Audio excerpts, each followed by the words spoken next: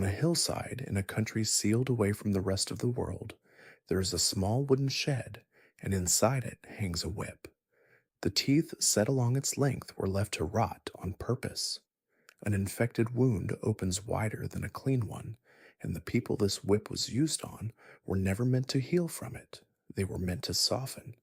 You are somewhere else tonight, lying down or nearly lying down, in that particular quiet that arrives when the day has finished with you and sleep has not quite started. The light is low or gone. Somewhere in the room, there is a sound so familiar that you stopped hearing it a long time ago. Stay exactly where you are. Nothing tonight is going to ask anything of you. The world we are going into is one most people describe as beautiful, and they are right. There is a golden tree at the center of it that fills the sky. Underneath that light, there are cellars and cages and jars and a very long record of things done quietly to people who could not stop them. The worst of those things are written in the smallest letters. They are not in the cutscenes. They are on the back of an item you can sell for 200 runes, in one sentence, in a font that most people who have finished this game 3 times have never read. A massacre fits in a sentence. A childhood spent in a sewer fits in half of one. We are going to read them. The oldest first, then forward one at a time, slowly. If you fall asleep before the first chapter is finished, that is a perfect outcome, and it is the one I am hoping for. If you are still awake at the end, I will be here the whole way through. Let your breathing slow. Let the weight of your head settle into the pillow until your neck is doing no work at all. We start a very long time ago, before the golden light arrived, when the world was stranger and the cruelty had not yet learned to be polite about itself. Chapter 1: The Age of Horns. Before the tree, there was a different arrangement. The oldest thing in this world is not the Erd tree and not the god who sits inside it. The oldest thing is a churning, blended, indiscriminate mass of life that the game calls the Crucible, and everything that lives now came up out of it. Not in the way a child comes from a parent, more the way a river comes from rain. The Crucible was life before life had been sorted into kinds. We know what it was like because there are prayers left over from it. If you cast them, you sprout things: a tail, a pair of wings, a shell of woven bark across your back. These are the aspects of the Crucible, and the descriptions attached to them say plainly that this was the primordial form of the tree's energy, the state in which life was once blended together. Sit with what that means for a moment, because everything cruel that happens later in this story is downstream of it. There was an age in which having horns, or wings, or too many limbs, or a face that grew in a direction faces are not supposed to grow was simply what life did. It was not a deformity. There was nothing to deform from. There was no standard shape yet.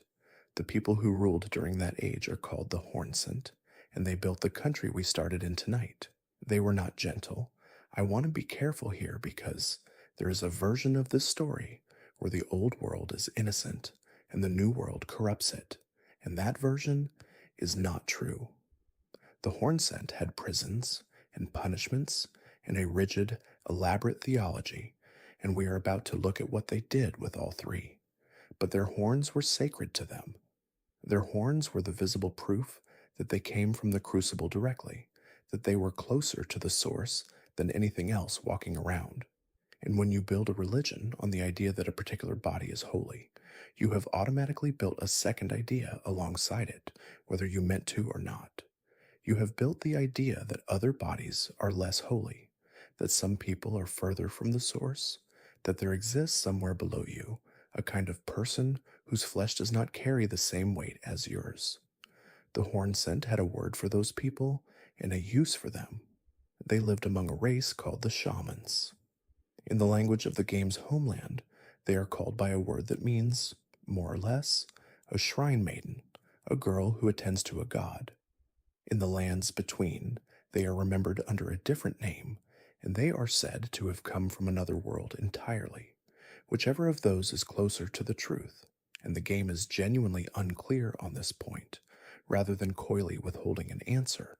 The shamans were different. They had no horns, and they had one other quality, one specific property of their bodies, which is the reason all of this happened at all. The flesh of shamans melds harmoniously with others. That is the sentence. That is the whole of it. It appears on the description of a whip. Everything that follows in the next 3 chapters comes out of that single line and out of the fact that somebody in a position of authority read it or discovered it and thought of it as a resource. Sleep well. Tomorrow's country is built on top of a village, and tonight we are going to go and stand in it. Chapter 2: The Village That Nobody Came Back to. Welcome back.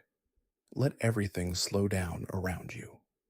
There is a place in the land of shadow that almost nobody finds on their first time through. You reach it late, down through a cave, up through a well, along a path that gives you no reason to think anything is at the end of it. And then the ground opens out, and you are standing in a village. It is beautiful. That is the first thing. It is set high up in cold air, with white flowers growing through the grass, and small wooden houses with their roofs still on, and a stone well, and the light comes in sideways and soft the way it does in the last hour before evening. If you did not know anything about the world you were standing in, you would think you had found somewhere lovely. It is completely empty, not ruined, not burned, not overgrown in the way that places go when a war has passed through them. The houses are standing, the paths are clear.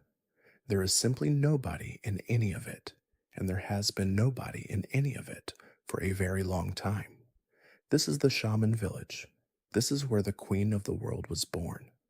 Before she was Marika the Eternal, before the Golden Order, before the tree, she was a girl from this village, and a people who had no horns and no standing and one unusual property in their flesh. She had a grandmother, or an elder, some older woman who mattered to her, and at the foot of that woman there is an item you can pick up. It is a braid of golden hair, cut loose. The description says that it is Marika's offering to the grandmother, and then it asks 3 questions in a row, which the game almost never does. What was her prayer? What was her wish? What was her confession? And then it answers all 3 at once, in the flattest sentence in the entire game. There is no one left to answer. She came back here. That is what the item is telling you. After whatever happened, she came back to this village, and she cut off her hair, and she left it at the feet of a woman who was no longer there to receive it, in a house with the roof still on, in a village with nobody in it. And then she left, and she never came back again. I find that quietly devastating, and I want to be exact about why. It is not the scale of it. We are going to reach much larger horrors tonight, things done to thousands of people. It is that the game gives you the emptiness first. You walk around this village for several minutes, and it is pretty, and the flowers are nice, and you are half wondering whether there is a chest somewhere. And the horror arrives afterwards, retroactively, as an implication. Nobody tells you what happened here. You just start to notice that the houses are fine, and the people are gone, and then you find a braid of hair on the ground, and then you understand what kind of thing takes every person out of a village and leaves the buildings standing.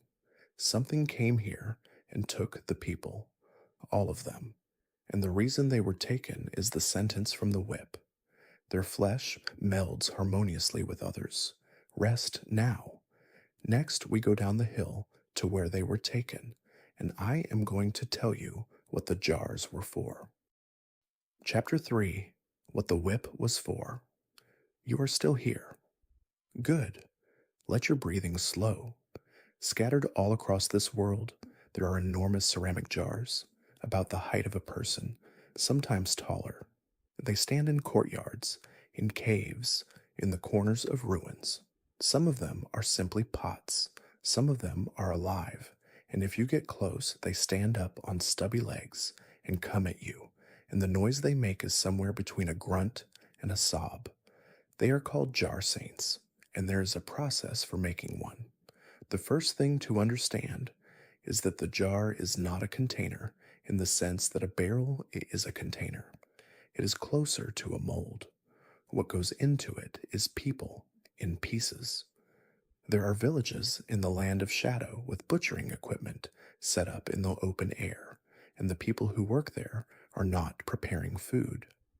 The second thing to understand is the specific role the shamans played, because it is the reason the shamans were hunted rather than simply oppressed. Ordinary body parts do not fuse. Put a dozen dismembered people into a jar, and you have a jar full of dismembered people. But shaman flesh melds harmoniously with others, and so a shaman placed into that jar with them acts as the binding agent, the connective tissue, the glue that makes one thing out of many things. That is what a shaman was, in the eyes of the people who ran this country, not a person with a body, a material property that happened to have a person attached to it. Now, the whip. The whip is in a shed on the hillside above a village, and its description is one of the most upsetting pieces of writing in the game precisely because of how procedural it is. The teeth embedded in it are rotten, as filthy, and diseased, and the effect of a strike is not simply pain. The wound becomes inflamed, it ripens, is the word the game uses. It swells and weeps and opens, and then the description tells you why anybody would want that, in the same tone you would use to explain why a recipe calls for room temperature butter. The flesh of shamans was said to meld harmoniously with others. Inflaming the skin brings that quality out. The whip is not a punishment. The whip is a stage in a manufacturing process. I want you to notice how the writing works there, because it is the thesis of tonight in miniature. Nobody in that sentence is angry. There is no cruelty being enjoyed. It reads like a note left for whoever has the shift tomorrow. And the person it is describing was flayed with an infected weapon until their body was soft enough to be useful, and then they were cut apart and packed into a ceramic jar with a dozen other people, and the whole arrangement was expected to produce something holy. The people supervising this believed they were doing religion. The great jar headpiece, worn by the attendants who ran the jails, says they offered their prayers to the innards of the great jars, so that what was inside might one day be reborn into sainthood. That is the phrase, reborn into sainthood. They thought they were building a saint, and here's the detail that keeps me up. Look closely at the meat inside those jars, at the item you can carry away from one, and there are faces in it. Women's faces, pale-haired, and they have been branded on the forehead so that anyone looking at them could tell at a glance what they were, and they have been blindfolded. Somebody took the trouble, in the middle of all of this, to cover their eyes. I have thought about that detail more than I would like to. There is no mechanical reason for it. It does nothing to the melding. Somebody just did not want to be looked at while they worked. Sleep well. There is one more step above the jars, and it is the largest thing anyone in this world has ever built. Chapter 4: The Gate Made of People. Wherever you drifted off to, this is a good place to come back to. Settle in. The jars were not the end of the project. They were a prototype. At the top of the Tower City, at the highest point in the country, the Horn Cent built something they called the Gate of Divinity. It is the reason the country exists. Every road, every prison, every ritual in that land points up toward it. It is a doorway through which a person can walk and come out the other side as a god. And when you finally stand in front of it and look at what it is made of, the whole of the last 3 chapters arrives at once. It is made of bodies, not carved to resemble bodies, not decorated with them. The gate is a vast, pale, upward-reaching structure of melded human forms, arms and shoulders and heads pressed into one another and drawn upward in a great column. Hundreds of people, possibly thousands, ended and combined into a single object with a doorway in the middle of it. The jar saints were how they learned to do this. Small scale, one jar at a time, a dozen people and a shaman to bind them. The gate is the same technique performed at the scale of a civilization. Now, I want to be careful here because there is a step in this argument that the game leaves genuinely open, and I would rather show you the edge of what we know than pretend the picture is complete. We are not told outright in plain text that the bodies in the gate are shaman bodies. What we have is a set of things that sit next to each other. We have a people whose defining property is that their flesh melds. We have a village emptied of every living person. We have a technology for melding people that requires exactly that kind of flesh. And we have an enormous melded structure at the top of the same country, built in the same period, by the same authorities. The picture that assembles itself from those pieces is not the only possible picture. It is simply the one that requires the fewest additional assumptions. And then there is the trailer. In the announcement footage for the expansion, Marika stands at that gate at the moment of her ascension, and she reaches out and takes hold of golden strands. And if you brighten the image, you can see where those strands are coming from. They are being drawn out of the flesh of the gate itself. So here is where we arrive, and it is worth taking slowly.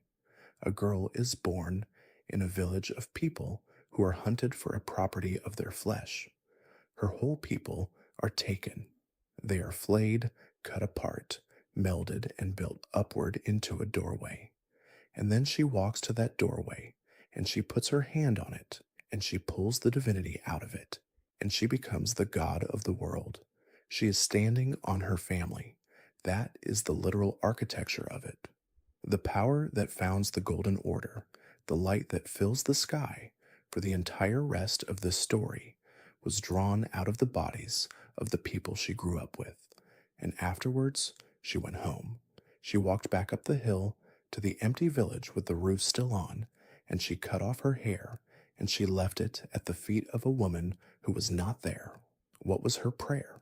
What was her wish? What was her confession? There is no one left to answer. Everything Marika does for the rest of this story, every war she starts, and every order she builds, and every child she has, and eventually the moment when she takes the ring that holds reality together and shatters it, happens on the far side of that afternoon. I am not going to tell you it excuses any of it. It does not. She becomes, in time, the author of cruelties every bit as thorough as the ones done to her, and we are going to spend several chapters on them tonight. But you are allowed to hold both of those things at once, and the game rather insists that you do. The first great atrocity in this world was done to her. The second one was hers. Rest now. In the next chapter, the golden light arrives, and the first thing it does is decide which bodies are wrong. Chapter 5. The Curse That Came Back. No need to move. We go on. Let your breathing slow. Marika became a god, and the first thing a new god does is decide what the world is going to look like. She built an order out of golden law and hung it on a tree, and the tree grew over everything that had been there before, and the age that produced her was written out of the record. But she did not only write it out, she sent her son. Mesmer is Marika's child, and the thing to understand about him is that he is entirely a weapon. He was given an army and a war and a serpent living behind his eye, and he was sent back across the fog into the land she came from, into the country of the Hornsent, with an instruction that was not complicated. Remove them. He did. Thoroughly. He burned the towers, and he impaled the survivors, and he left the country in the state you find it in, which is not a country anymore, so much as a very large crime scene that has had several centuries to go quiet. The Hornsent, the people who ruled the age of the Crucible, who built the jars and the gate and the whole apparatus of holy flesh, are effectively gone from the world. There are a handful left. You can count them now. If you have been listening carefully, you will notice that we have a problem, because I told you in the first chapter that the story where the old world is innocent and the new world corrupts it is not true, and that remains true. The Horn Scent did what we spent 3 chapters looking at. They emptied a village. They flayed people to soften them and packed them into jars in the belief that this produced a saint. Whatever Mesmer's crusade was, it was not unprovoked, and if you wanted to make the case that it was justice arriving several hundred years late, you could make that case and I would not be able to easily knock it down. And it was still a genocide. Both of those things are sitting in the same room, and the game does not offer you a way to get either of them out of it. This is the point where I have to stop and say something about how this world works, because we are 5 chapters in, and the pattern has now happened twice. A people in power decide that another people are less than fully people, that they do something enormous to them. In time, the second people, or someone acting on their behalf, comes into power and does something enormous back. Nobody involved thinks of themselves as the villain. Everybody involved has a reason, and the reasons are usually good ones, and the bodies pile up in exactly the same way, regardless of the quality of the reasoning. Every order in this world produces its own outcasts. That is not an accident of the Golden Order specifically. It is what orders do. And there is one last piece of the Hornsent story, delivered by an old woman at the end of a long climb, and it is the hinge on which the next 3 chapters swing. Her name is Grandam, and she is one of the last Hornsent left alive, and she is not sad about it in the way you might expect. She is furious, and when she dies, she spends her last breath on a curse, and the curse is very specific, not a curse on the world, not a curse on the Golden Order in the abstract, a curse on Marika's children, each and all of them. She says it will strike them down in the shape of the sacred beast's eye, and what she means is that the traits of the crucible, the horns, and the growths, and the old holy body will come back and land on the queen's own bloodline. It works. It works so completely that the whole of the rest of this story bends around it. Marika built a world in which having horns is a mark of corruption. Grandam's curse arranges for Marika's own children to be born with horns. And this is where I want you to notice what happens next, because it is the most damning thing in this entire chapter, and it takes about 4 seconds to understand once you see it. Marika did not change the rule. She had every power available to a god. She had written the law herself, personally in living memory. Her own sons were born under it, cursed by an old woman from the country she had raised, carrying the exact traits she had declared shameful, and she left the rule exactly where it was and put her children in a sewer. Rest now. There are 2 of them down there, and they went in very different directions. Chapter 6, The Sun in the Sewer. Welcome back. Get comfortable and let the room settle around you. Beneath the royal capital, there is a sewer system, and it is enormous, and it is where the city puts everything it does not want to look at. There is a version of the capital above, all gold leaf and grand avenues and singing, and a version underneath, and the 2 of them are the same city.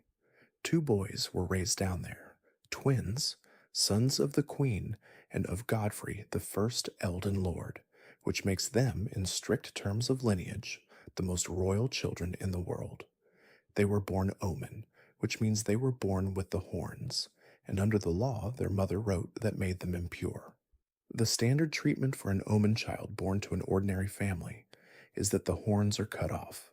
This is not a cosmetic procedure. There are people whose profession it is, and the operation is frequently fatal, and the surviving children carry the scars for the rest of their lives. That was the merciful option, in the sense that it was the option in which you get to stay above ground. The royal twins did not get the operation. They got the sewer. Morgo is the elder, or at least the one we know most about. He grows up underneath the city that would kill him on sight. And then, at some point, he gets out. Here is what he does with his freedom. He goes to the surface. He takes up a position at the gate of the capital, the one every visitor has to pass through. He puts on a cloak and a mask so that nobody can see what he is. And he spends the next stretch of his life, and it is a very long stretch, defending the city, not undermining it, not taking his revenge on it, guarding it at the front door from anyone who comes to take the throne. When you meet him the first time, out on the road well before the capital, he is calling himself something else and pretending to be a lesser thing than he is. He tells you to turn back. He tells you that you are not ready, that you are one of a long line of people who have come this way with the same ambition, and that none of them were ready either. Most players read this as arrogance, and it is, a bit. It is also true, and underneath the arrogance, there is something that reads, once you know who is inside the cloak, uncomfortably like concern. When you finally reach him at the top of the capital, he has taken the throne, not to rule from it. He calls himself the veiled monarch, and he sits there because somebody has to, because every other member of the royal family has abandoned the city, or gone mad, or died, and the thing he is protecting is a world order that considers his existence an offense. He fights you with his own blood. That is not a figure of speech. His weapons are made of it, cursed and hardened into shapes, and the game notes in passing that this is a technique available to him because of what he is. The traits that got him thrown into the sewer are the only reason he can defend the city that threw him there. And at the end, when he is dying, he does not curse the tree. He looks at it, and what comes out of him is grief and something close to an apology addressed to the Erd tree for having failed to hold the capital. That is what the Golden Order did to Morgoth. It did not simply exclude him, it got inside him and taught him to love it so thoroughly that when he lay dying, hated by the city, mutilated by the law, raised in a drain, he spent his final breath being sorry that he had not defended it well enough. The most tragic figures in this world are the ones who stayed devoted to something that never deserved them. Morgoth is the purest example of it we have. Sleep well. His brother heard the same door close and drew the opposite conclusion. Chapter 7: The Other Twin.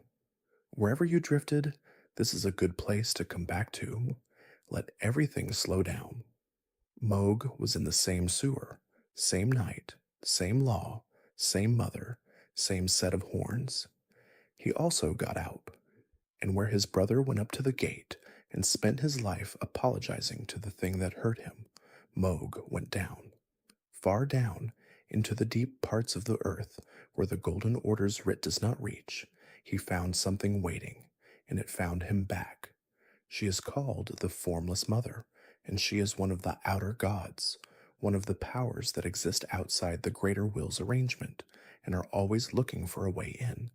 Her domain is blood and wounds and a kind of intimacy that only exists in the context of pain.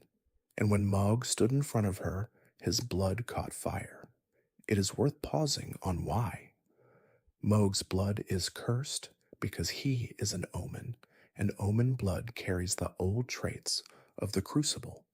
The very substance that made him unfit for the world above is the substance that made him interesting to a god down below.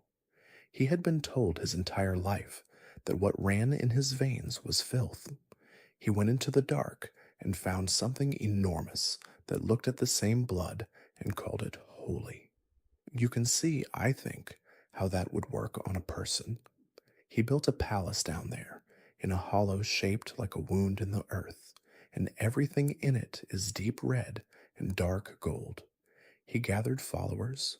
He gave himself a title, Lord of Blood, and he started talking about a dynasty, which is a very particular word for a man who was thrown away at birth to choose. Not an empire, not a kingdom, a dynasty, a family that continues. That is the wound underneath all of it. Moog does not want power in the ordinary sense. He wants a lineage that acknowledges him. He was a royal child who was denied the fact of his own family, and every single thing he builds afterwards is an attempt to construct one that cannot deny him back. And in pursuit of that, he does something monstrous, and we are going to come back to it properly later tonight because it belongs to somebody else's story as much as his. He takes Mikola, the young demigod, and he wraps him in a cocoon and feeds him blood in a ritual designed to raise him into a god, so that Mog can stand beside him as consort and finally be somebody's family officially. He is, in his own mind, a devoted caretaker. He believes he is midwifing a god. He speaks about it with total conviction. He is being used, and we will get to the mechanics of that, and the person using him is the person inside the cocoon. But I want to hold the two brothers next to each other before we move on, because the game has set them up as a matched pair, and it is worth taking the moment. Two boys, identical circumstances, thrown into the same hole on the same night by the same mother for the same reason, and one of them climbed out and spent his life protecting the people who had done it. The other climbed out and spent his life building a family in the basement that would love him back.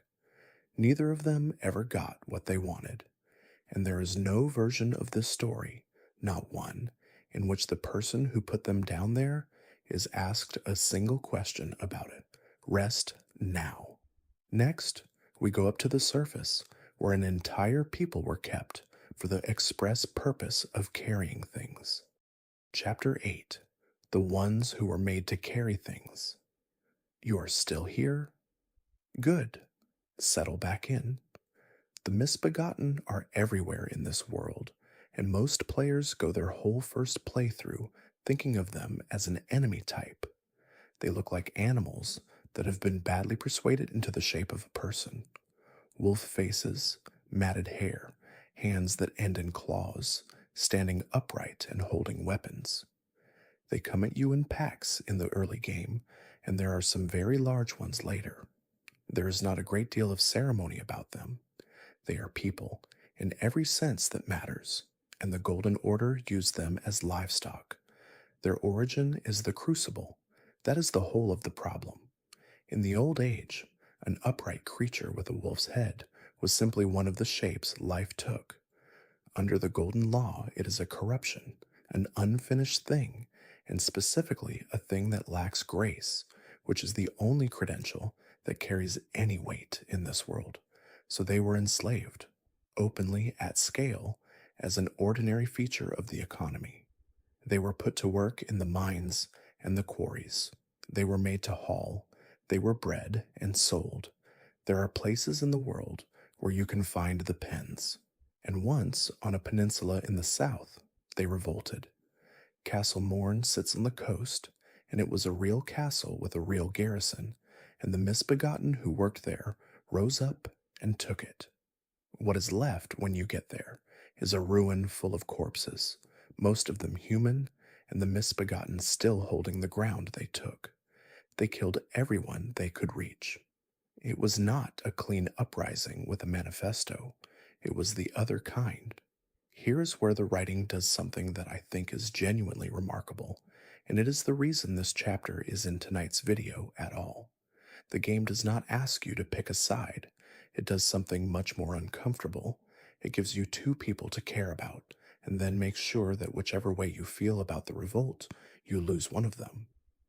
Sleep well. Their names are Irina and Edgar, and there is a letter. Chapter 9. A Letter to a Father. Welcome back. Let your shoulders drop, and let the bed take your weight properly. On the road that leads down toward the coast, sitting on a stone by herself, there is a young woman named Irina. She is blind. She's a long way from anywhere. She has been sitting there for some time, waiting for someone to come along the road, because there is something she needs, and she cannot do it herself. Her father is inside Castle Morn. He is the captain of the garrison, and when the revolt came, he stayed at his post, and he is still in there fighting a war he has already lost against people whose grievance is entirely legitimate. His name is Edgar. Irina has written him a letter. She would like it delivered. She asks you very politely in the manner of someone who is used to asking strangers for things and used to being refused, and she tells you that if you would rather not, she understands. The letter says, in effect, come home. It says that the castle is gone and the fight is over, and that she is waiting on the road and would like her father to leave the dead place and come and be with her. If you take it to him, he reads it, and something in him gives way, and he says he is going, and he leaves his post, and he walks out of the castle to go and find his daughter on the road. She is dead when he gets there. The misbegotten reached her, sitting on her stone, blind in the open, on a road that runs directly out of the castle they had just taken. It was always going to happen, and there was never a version of it that did not. What Edgar does next is exactly what a person does. He kneels down next to her, and he stops being a soldier, and he becomes something with a single purpose. He goes back and he kills them. All of them, as far as he can manage, with a great deal of ferocity and no interest at all in whether they had a case. And afterwards, he does not stop, because that kind of thing does not switch off cleanly, and he ends up wandering the world hunting for someone to blame, and eventually he comes for you. Now hold both ends of this. The misbegotten who killed Irina were slaves. They were bred and worked and sold by the order that Castle served. Her father was, in the most direct sense available, one of the men keeping them in it. Their revolt is one of the very few acts of justice anybody manages in this entire story. And Irina was a blind girl on a rock who had done nothing to anyone, and she wanted her dad to come home. Both of those are completely true and they do not resolve. That is the point. The Golden Order created a situation in which the only available justice had to be paid for by the person least responsible for the injustice, and then it walked away and left the two of them to sort it out on a road in the south. There is one more detail, and it is the one I cannot let go of. You can decline the letter. You can decide, quite reasonably, that a man in a war zone is safer than a man walking alone down a road, and simply not take it. Irina dies anyway. Edgar leaves anyway, eventually, and finds her anyway. There was never anything you could do.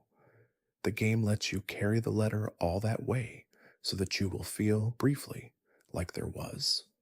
Sleep well. In the next chapter, we look at a people who were manufactured on purpose and then punished for not having been born. Chapter 10, The People Who Were Made. Settle back in. Let the room go quiet around you. Everything we have looked at so far involved people who were born and then mistreated. This chapter is about people who were manufactured and then punished for the circumstances of their manufacture. The Albinorics are artificial life. Somebody made them. Not in a metaphorical sense, not in the way that all creatures are made by a god, but in a workshop sense, out of materials, using a process. They are built out of silver and liquid metal and the same substance that the silver tiers of the underground cities are made from. And when you cut one open, it does not bleed red. It bleeds a thick, pale, silvery liquid, and every single person who sees that happen draws the same conclusion. Not really alive, not properly a person, no grace in them. Grace is the whole argument, and it is worth being clear about what grace actually is in this world, because it does a great deal of work. Grace is the golden light that connects a living thing to the Erd tree. It is what allows your soul to return to the tree when you die and be recycled back out into the world. It is, functionally, the proof of citizenship. If you have it, you are one of the trees and your existence is accounted for. If you do not have it, you are outside the system entirely. The Albinorics were made by hand rather than born under the tree, and so they have no grace. And so, according to the theology, they have no souls. Here is what the Albinorics actually do. They live in villages, They form families. They care for their old and their sick. They weep at funerals, but they are terrified when they are attacked, and they say so out loud in words. One of them will sit with you for a while and tell you about his people if you are patient with him. Another will ask you to carry her somewhere because she cannot walk, and she will apologize for the inconvenience. None of that counted. The doctrine said no grace, no soul, and the doctrine was the end of the discussion. So the sorcerers of the academy hunted them for sport. That is the word the game uses, sport. Their silver blood was collected and processed into throwing pots that disrupt enemy spellcasting, which you can craft yourself from an item you can buy made out of them. There is a version of this world in which somebody worked out that if you rendered down an albinoric, you got a useful reagent, and then wrote up the recipe, and then sold it. And the two generations of them tell you something about the people who did the making. The first generation look almost entirely human, delicate, pale, proportioned like people, but their legs fail, not immediately and not all at once. As they age, their legs simply give out and fade, and after that they crawl, or they ride, or they sit where somebody has put them. The failure was designed in, or at least designed badly, and nobody ever fixed it. So somebody tried again. The second generation have working legs. They can run and jump and tumble, and in exchange for that, they came out squat and malformed, with wide, flat, frog like heads, and they cannot speak at all. Read that sequence in the order it happened. The first attempt produced people who could talk about what was being done to them and could not run away. The second attempt produced people who could run away and could not talk about it. Sleep well. There is a village in the lake country, and something came to it, looking for a piece of jewelry. Chapter 11. The Village Under the Bridge. Welcome back. Let your breathing slow and let everything ease off a little. In the lake country, there is a hidden village, down in a cavern under a bridge, and it belonged to the Albinorics. It is one of the more peaceful places in the game to look at from a distance. There are little houses, there is water, it is dim and blue and quiet. When you get down into it, you find that everybody there has been killed. There are piles of bodies burning. There are others strung up from the bridge and left hanging, which is a thing you do to bodies when the point is not the killing, but the message. Somebody wanted the survivors, or the next people to walk through, to understand something. The reason for this was a medallion, not the whole medallion, half of one. There is a secret medallion split into two pieces that opens the way to a hidden lift and eventually to the halig tree in the far north. One half of it was in the keeping of an albinoric in this village, and a man in the capital wanted it. His name is Gideon, and he is the most learned person alive in this world. He is called the All-Knowing, and he has earned it. He has spent his life assembling everything there is to know about the lands between, and he holds court at the round table where the tarnished gather, and he is unfailingly courteous, and he will help you with genuinely useful information about almost anything you ask. He sent his enforcer and a company of perfumers down into that cavern to get the medallion, and they killed everyone in it. I want to be exact about the moral shape of this, because it is different from everything else we have looked at tonight. The Horn Scent had a theology, the Golden Order had a law, Godric has an inferiority complex the size of a castle. Gideon had a research question. He wanted to know where Mikala was. He suspected the halig tree. He needed the medallion to confirm it. The people in the village were between him and the information, and they were albinorics, which meant that under the operating assumptions of his civilization, they were not really people, and so the cost of the operation rounded down to zero. That is what the theology is for. That is what it has always been for. It is not primarily a set of beliefs about the divine. It is a piece of arithmetic that lets a decent, curious, well-mannered scholar order a massacre before lunch and not think of himself any differently afterwards. You will meet Gideon later, and he will be perfectly pleasant to you, and he will never mention it. Rest now. One of them survived, and she is waiting on a hillside with a wolf. Chapter 12. The One Who Could Not Walk. You are still here. Good. Let everything slow down. North of the lake, in a small wooden shack on a hill, there is a first generation albinoric named Latenna, and she is sitting on the floor because that is the only thing she can do. Her legs went. That is the design flaw we talked about, arriving on schedule. She cannot stand. She cannot crawl any meaningful distance, and she has been in this shack for a long time. Next to her, dead, is a great white wolf named Lobo. He carried her. That was the arrangement, and it seems to have been a good one for a long while. She could not walk, and he could, and so she rode, and between the two of them, they were a person who could get around. He is on the floor of the shack with her, and he has been dead for some time, and she has not moved because she cannot. What she asks you for is not rescue. She does not ask you to fix her legs or carry her out into the sunshine or find her a new wolf. She asks you to take her north, into the frozen part of the world, to the place where the last of her people went, because the halig tree is up there, and the halig tree was supposed to be the one place that would have them. And in order for you to be able to do that, she gives you the only thing she has left, which is herself. She becomes a spirit you can summon. That is the mechanism the game uses to let you carry her, and it is worth noticing what it actually is. She gives up having a body in the world so that she can be in your pocket, so that there is a chance of arriving somewhere she could never walk to. If you take her all the way, and it is a long way, through snow and ash and several things that want to kill you, she gets to where she was going. I will not spoil what she finds when she arrives, because it is one of the few endings to anything in this game that I would call gentle, and it deserves to be found rather than described. I want to say something here, at roughly the middle of tonight, and then we will go straight back to the dark. This is the part of the lore that made me want to make the lore den in the first place. Not the gods, not the shattering or the great runes or the cosmic argument going on above everyone's heads. It is a woman on the floor of a shed next to her dead wolf, asking a stranger to carry her somewhere, and the fact that if you say yes, the game quietly makes it possible. Almost nobody does this quest.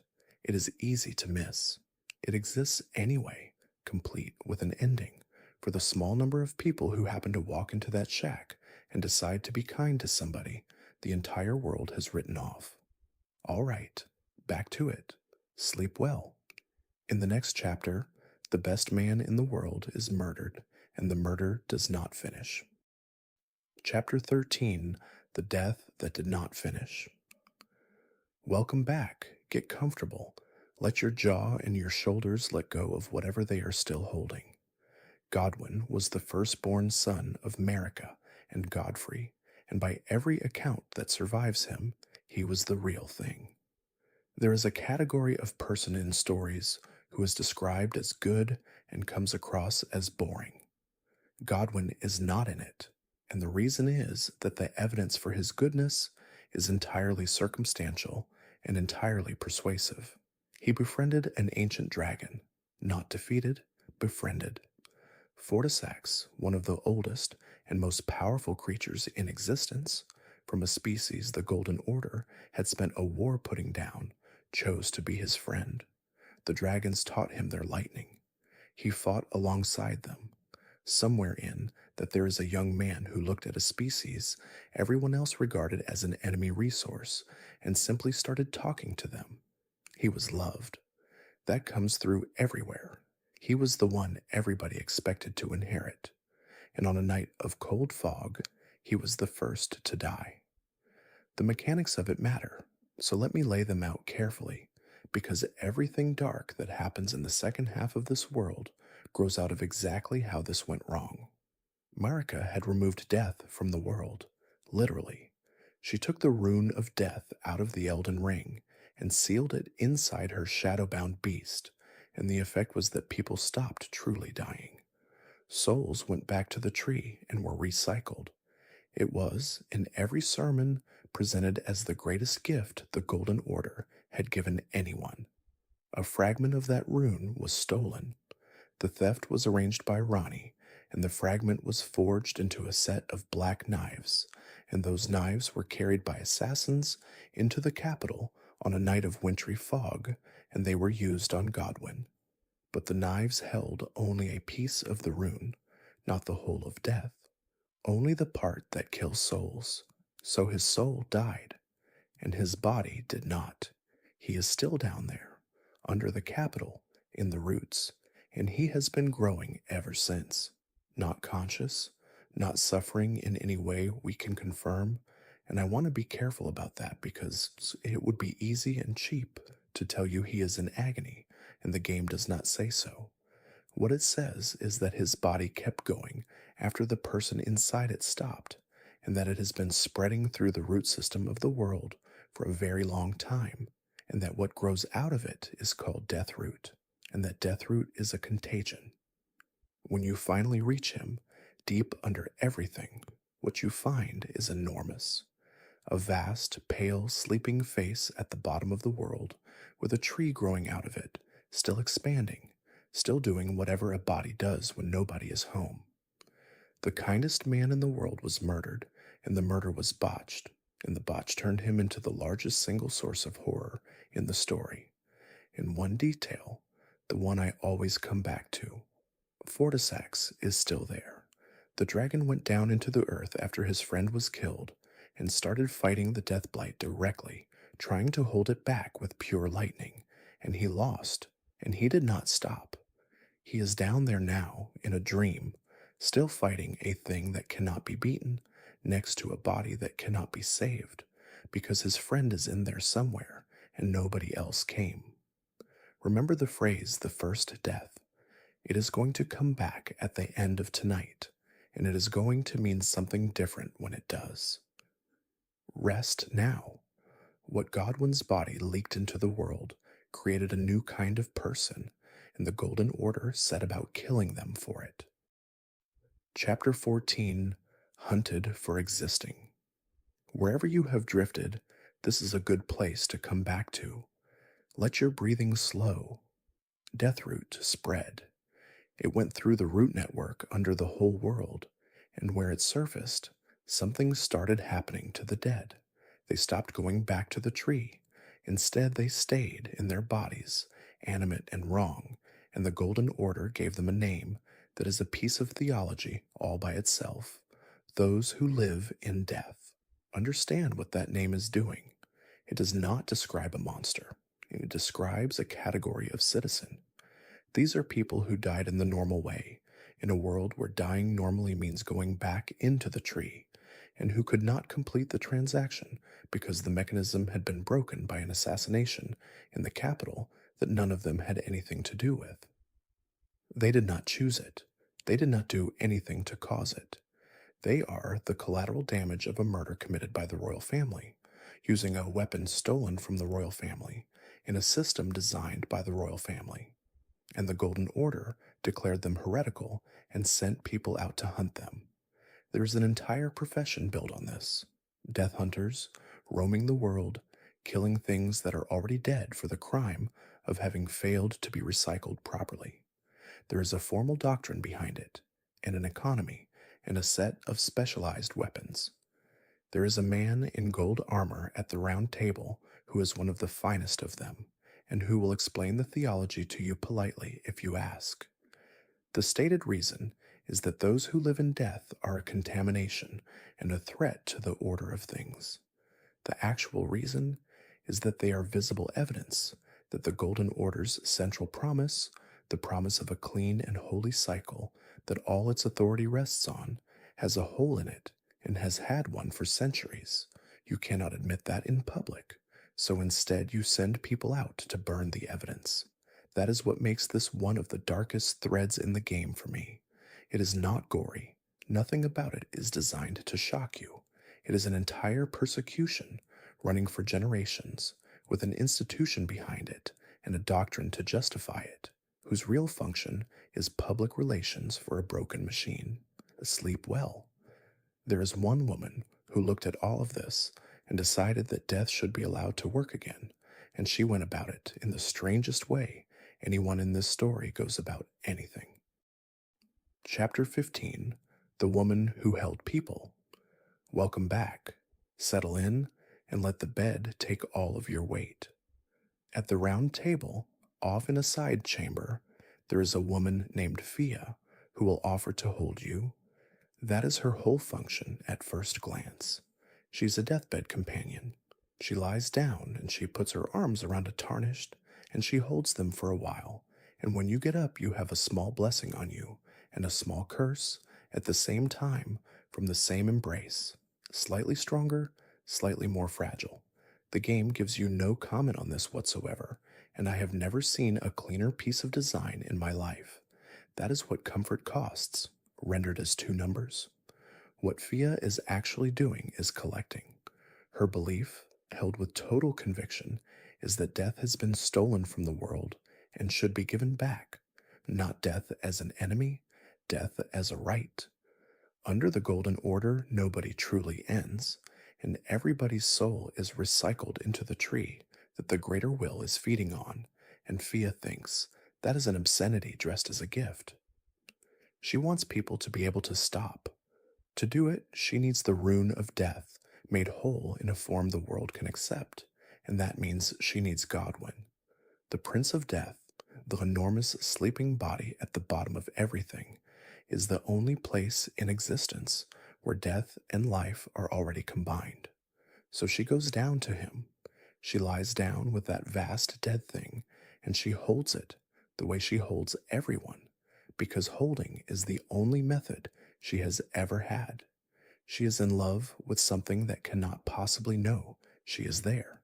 Now, the part that involves you, the gold-armored death hunter I mentioned in the last chapter, is called D, and he is thorough, and he is very close to working out what Fia is doing. And at a certain point, Fia gives you a weathered dagger and asks you to pass it along to him. You can do it. It is a small errand. She is polite about it in the way she is polite about everything. The next time you walk into the hold, D is dead on the floor with a knife in his back. Earlier tonight, I told you about a letter and about a blind girl on a rock, and how the game let you carry that letter a very long way, so that you would feel like there was something you could do. Hold those two things next to each other for a second. Twice now, this game has handed you an object, told you almost nothing, and let you complete the delivery. Once it was a letter that changed nothing. Once it was a knife that changed everything. You had roughly the same amount of information both times. The world does not tell you which errands are which. That is not a puzzle you failed to solve. That is the design. Rest now.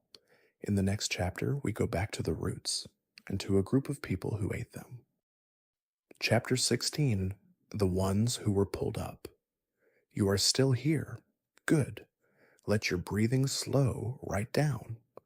On the high plateau, in the long grass around the smaller trees, there are tall figures wrapped in filthy cloth. They stand about half again the height of a person. Where a face should be, there is a knot of pale worms, moving. They are called worm faces by the people who play this game. The developers filed them under a different word, in French, and the word means uprooted.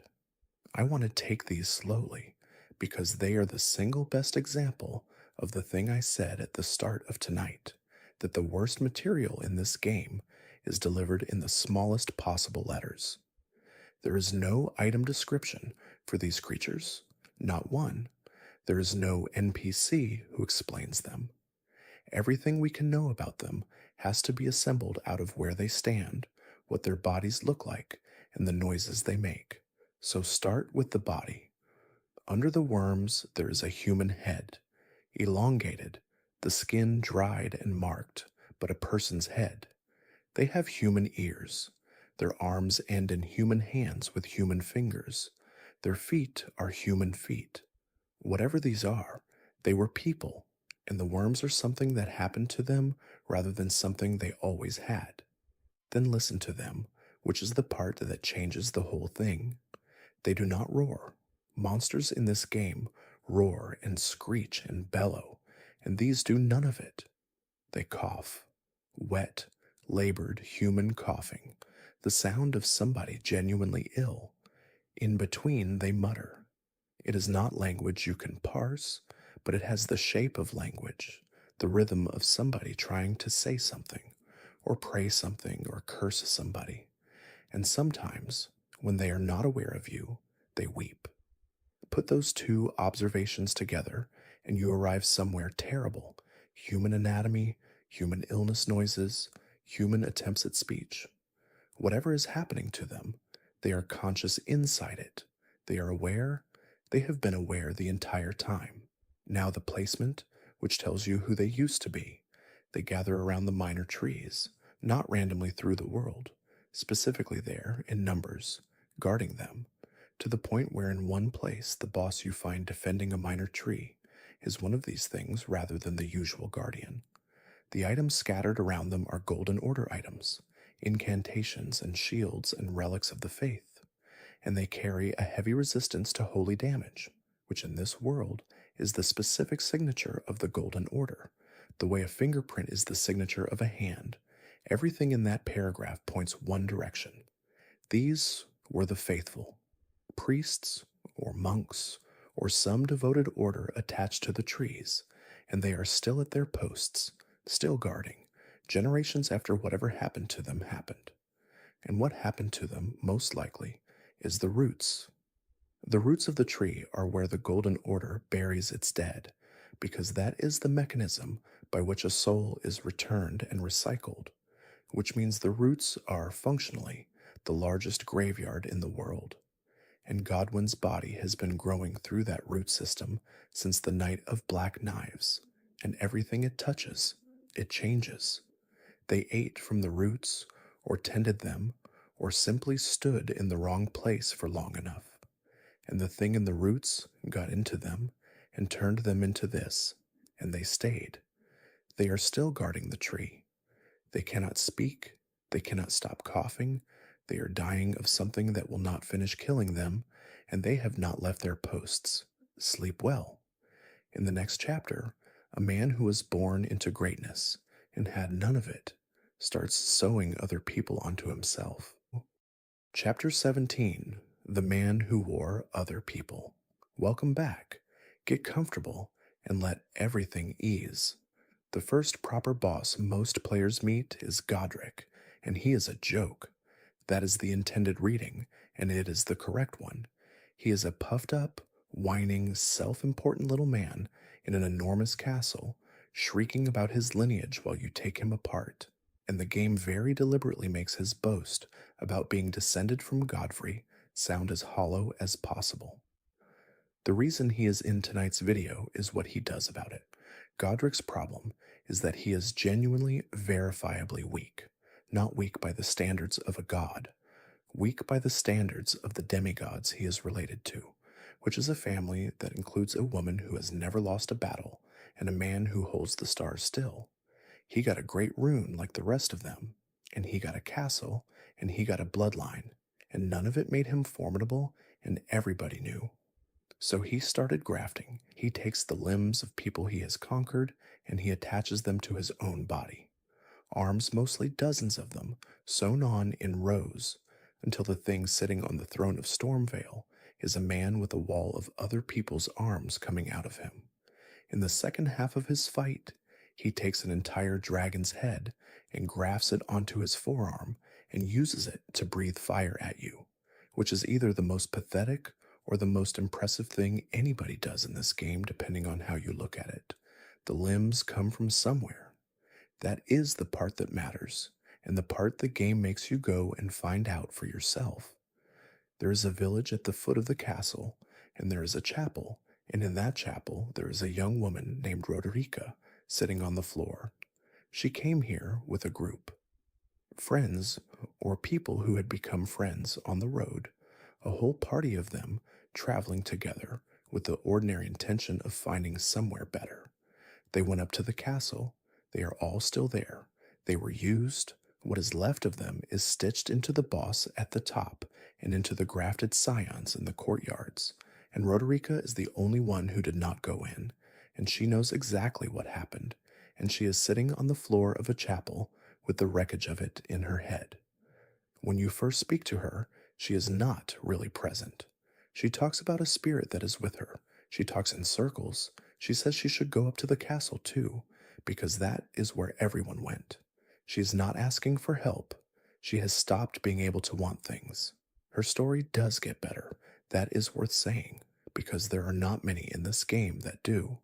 If you talk to a smith at the round table and get the two of them connected, Roderica turns out to have a gift for spirit tuning, and she takes it up, and by the end, she has become the person who strengthens every spirit ash you own. She finds something to do with the dead. But hold on to what it took. An entire group of ordinary traveling people was disassembled and sewn onto an insecure man so that he could look stronger in front of relatives who had already dismissed him. The Golden Order did not order that one. There is no theology behind it. It is just a small man with a castle and no oversight, and the specific horror of it is how ordinary that is. Rest now. Another of Marika's family found a different way to become larger than he was. Chapter 18, The One Who Chose to Be Eaten. Wherever you drifted, this is a good place to come back. Let your shoulders drop. Rykard was one of the 3 children Radigan had with Renala, back before Radigan left her for the queen. Brother to Radon, brother to Rani. He inherited a great rune, and a name, and every advantage available in the lands between. He gave up his body on purpose. In the mountain in the east, there is a manor built on a volcano, and inside the volcano there is a serpent, an enormous ancient thing called the God-devouring serpent, and Rykard went into it, not eaten by accident, not defeated. He merged deliberately, giving up the human shape entirely, and what you fight at the end of that mountain is a serpent the size of a building with a man's face in its mouth, still talking, still perfectly lucid. His argument, and he does have one, is that the Golden Order cannot be beaten from inside its own rules. Everyone else who has tried to change this world has tried to change it legally. They have sought the throne, or a mending rune, or the blessing of some cosmic power that would let them redecorate the existing arrangement. Ricard concluded that the entire structure, tree, and greater will, and law and grace is a thing that has to be consumed rather than reformed. And to consume gods, you have to become something that eats. So he did, and the price of it was everything that made him a person. Here is where it gets dark in the specific way tonight is about. The manor above the volcano is beautiful. It is a gracious old house with a hostess named Tanith, who greets guests warmly and offers you a position. The people who live there are recusants, which is the word for those who have rejected the Golden Order, and a great many of them have excellent reasons. Assassins, exiles, people the Order broke. It presents itself as a refuge for the disillusioned, and to some degree it genuinely is one. It is also a feeding operation. The house sends its members out on contracts, and the house takes in guests, and a certain proportion of both end up going down the stairs, into the volcano, and into the serpent. Willingly, in many cases, they believe in him. They believe that being devoured by Rykard means becoming part of the thing that is going to eat the gods, which is a considerably better deal than anything the Golden Order was offering them, and I am not sure I can argue that they were wrong. And Tanith stays with him at the end. After you kill him, she goes down and eats his remains, in the hope of continuing him. That is not a betrayal or a horror to her. It is devotion, expressed in the only vocabulary the household has. The prisoners are the other half of it. There are cells under that manor, and iron maidens, and people who did not consent to any of this at all, kept in the dark beneath a dinner party. Rykard's rebellion is the most serious challenge anyone mounts against the order of this world, and it is genuinely aimed at the right target, and it runs on exactly the same fuel as everything it opposes. It requires a supply of people whose lives are worth less than the cause. Sleep well. Next, we go to the kindest person in the story and to what kindness turns into when it is given absolute power and no limits. Chapter 19: The Boy Who Planned Everything. Welcome back. Let your breathing slow and let the bed hold you properly. Mikola is the most beloved figure in the lands between and the most dangerous, and those two facts are the same fact. He and Melania are twins, the children of Marika and Radigan, and both of them were born cursed. Melania carries the scarlet rot from her first breath. Mikola was cursed with eternal youth, which sounds like a blessing until you sit with it for 10 seconds. He cannot grow. He will never have an adult body. And in this world, godhood requires maturity. So the curse is not simply cosmetic, it is a locked door between him and the only thing he wants. What he wanted, and I do believe he wanted it sincerely, was a gentler world. He looked at the Golden Order and saw an enormous machine for producing outcasts, the Omens and the Misbegotten and the Albinorics and everyone else we have spent tonight with, and he decided to build somewhere they could go. He grew the halig tree in the far north, and he watered it with his own blood, and he sent word out that the unwanted would be welcome there. That's not a pose. People came. Latenna was trying to reach it. It was real, and the methods were something else entirely. Mikola has a power, and the game is quite casual about telling you, which is that he can compel affection. Anyone. It works on ordinary people and it works on demigods. He can make you love him, and you will not experience it as coercion.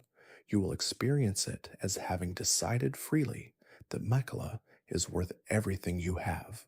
Now put that next to the fact that he is trying to become a god and cannot do it in the body he has, and watch what happens next. Maug, the Lord of Blood, breaks into the halig tree while Melania is away fighting her brother's war, and he takes Mikola and he carries him down into his palace in the earth, and he wraps him in a golden cocoon and begins a long ritual of blood to raise him into divinity, so that Maug can stand beside him as his consort. That is the story, as the base game tells it. A kidnapping, a crime, Maug the monster, Mikola the victim. The expansion revises it. Mikola arranged the whole thing. He charmed Maug at some point, and Maug never had a chance of noticing, because that is what charm means here. And Maug's palace and Maug's rituals gave Mikola access to a route he needed, out of the ordinary cycle of death and rebirth and into the realm of shadow, where the gate that made his mother stands waiting. So the abandoned twin, thrown into a sewer at birth for the shape of his body, who spent his entire life building something that would finally give him a family, was selected precisely because he was that. Because a man with that wound will do anything for someone who offers to be his people. Maug went to his death, believing he was midwifing a god, and that he had finally been chosen for something.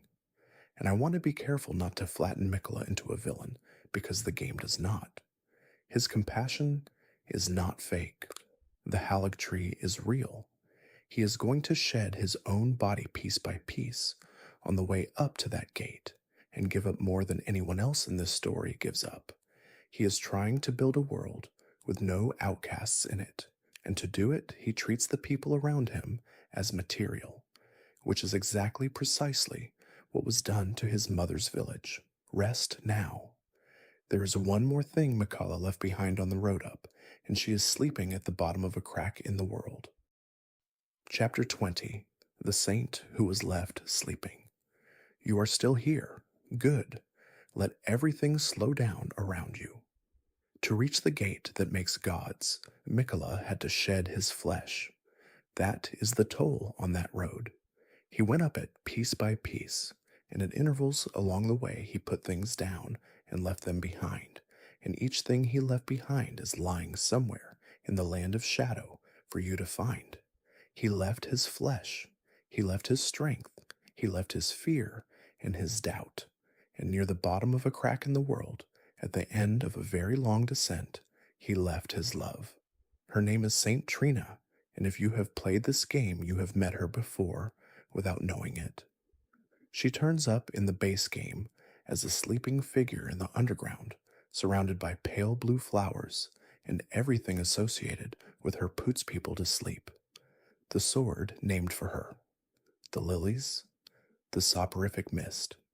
In a world where dying does not work properly, and the dead cannot rest, and an entire persecution exists to punish people for failing to end correctly, Saint Trina is the one saint whose entire domain is the mercy of going unconscious for a while. I do not think I need to explain why that lands differently on this channel. She is Mikola, or she was part of him, the half of him that could love somebody, given a separate shape and set down in the dark so that the rest of him could keep climbing. And when you find her at the bottom of that fissure, she talks to you. She is gentle and drowsy, and she does not entirely have the words for what has happened to her. And then she asks you for something. She asks you to kill him. That is the thing she wants, not rescue, not to be put back. She has understood from the inside what her brother is becoming, and she has worked out that the only way to stop what is coming is for somebody to end him, and the only person left who can be honest about it is the piece he threw away for being sentimental. Think about the arithmetic of that for a moment. In order to become a god of compassion, Mikola had to remove his capacity for love and abandon it at the bottom of a hole. He did not lose it along the way. He identified it as an obstacle and put it down deliberately, because love is specific and gods have to be general. And the discarded love, lying in the dark, understood immediately that whatever finishes that climb without her should not be allowed to reach the top. There is one more layer, and it is the one I find hardest. The world is full of people who Mikola charmed. Mog died believing he was chosen. Radon, before the end, is bound into it too. Melania gave up her body, her eye, her arm, her leg, and every year of her life to her brother's cause, and she is still, at the end of the game, asleep at the roots of his tree, waiting for him to come back for her. Saint Trina is the only person in this entire story who loved Mikola and was not compelled to, because she was the love. She is the only clean witness he has, and she is asking you to kill him. Sleep well. In the next chapter, we go north to his sister, who never lost, and what it cost the world every time she won. Chapter 21, The Blade Who Never Lost. Welcome back. Let your breathing go slow and even. Melania is the hardest fight in the game, and she has become a kind of shorthand for difficulty, which is a shame, because it means most of the conversation about her is about a dance move rather than about the woman doing it. She was born with the scarlet rot in her, not contracted, not cursed later, from the first breath. The rot is an outer god, one of the powers that sit outside the greater will's arrangement, and it marked her before she was old enough to have done anything to deserve marking, and it has been eating her from the inside since. Her brother could not cure it. He gave her a needle of unalloyed gold, which is his own invention, a substance outside the greater will's authority, and the needle holds the rot down. That is the arrangement she lives inside. She is not well. She is suppressed. Every day of her life is a day the needle is doing its job. And with that in her, she became the finest warrior in the world and never lost a battle. Not once. Every account agrees, and the accounts come from her enemies as often as her allies. Then came Ionia. She met Radon on the field in the east, and Radon was her equal, and neither of them could finish it. Two people who had never been beaten, in a war that could not resolve, for as long as either of them could keep standing, and she broke the needle. The game leaves it genuinely open, whether the needle shattered from the violence or whether she chose to break it. And I want to leave it open too, because both readings tell you something true about her. What is not in question is what happened next. The rot came out of her all at once. A vast red flower, the scarlet bloom, opening across the whole battlefield and beyond it. And when it was finished, an entire region of the world had been converted into what you find when you ride east today. Red sky, rotting swamp, everything that lived there either dead or turned into something that should not be alive. She won. That is the technically correct description. She has still never lost a battle. The cost was a country, her opponent's mind, and the last functioning parts of her own body. What I keep coming back to is what happened after. She went into a coma, deep, total, asleep like being switched off. And one of her knights, a woman named Finley, picked her up and carried her from the eastern wastes to the far north, across the entire world, alone, on foot, carrying an unconscious woman in armor, fighting off whatever came, all the way to the Haligtree, and then she set her down and stood guard and has been standing guard ever since. That is 2 lines in an item description. 2. There is no cutscene for it. There is no quest attached to it. You can play this game for 400 hours and never learn it happened. That is the whole of tonight, really, in a single example. The largest act of loyalty anyone performs in this story is filed in the smallest letters available. And when Melania finally wakes up, when you reach her in the rotted heart of her brother's sanctuary and disturb her, the first thing she says is not a threat. She says she has been dreaming for a long time, and that in the dream her flesh was dull gold and her blood was rot. And then she says that she is still waiting for him. She does not know. She has been asleep for the whole of it. She does not know that her brother arranged his own abduction, or that he shed his love into a fissure, or that he is at this moment climbing toward a gate to become something that will not need her. She is guarding a tree for a boy who is not coming back, and she will fight you to the death over it, and she will win more often than not. Rest now. Her rot did not stop at the border. It made daughters. Chapter 22. The Daughters of the Bloom. Wherever you have drifted, this is a good place to come back to. Settle in. When Melania bloomed, the rot did not simply spread, it produced. Out of that flower came a small number of beings that look like young women and are, in a strict biological sense, the rot wearing a shape. The game calls them her daughters, and there are several, and one of them has a name and a story, and is the reason this chapter exists. Millicent does not know what she is when you meet her. She is very ill, she has lost the use of an arm, and she is being looked after by an old man named Gowry, who is kind to her in the way that a farmer is kind to a crop. Gowry worships the rot. He has understood exactly what Millicent is, which is a vessel with the potential to become a full goddess of scarlet rot if she is guided correctly, and everything he does for her is aimed at that. He fixes her. He gives her a prosthetic. He tells her comforting things. He is, in his own account, helping. And Millicent gradually works out that she does not want it. That is the entire arc, and it is very quiet, and it takes place across a series of short conversations spread over a huge amount of the map. She begins as a sick girl being managed by a man with a plan for her. Somewhere in the middle, she starts having thoughts of her own about who she is, and by the end, she has decided that she would rather be a person, briefly, than a goddess, permanently, and she goes off to fight the thing that wants to absorb her. Her sisters come for her. They are the other daughters of the bloom, and they have not made her choice, and they regard what she is doing as a betrayal of what they all are. The fight happens in the ruins of a rotted lake, and you can help her or not, and it is one of the few moments in this game where an NPC's fate genuinely turns on whether you happen to be there. She wins, with your help, and then she dies anyway. That is not a spoiler so much as the point. There was never a version where Millicent survived. She is made of rot. Refusing to become the goddess of it does not make her something else.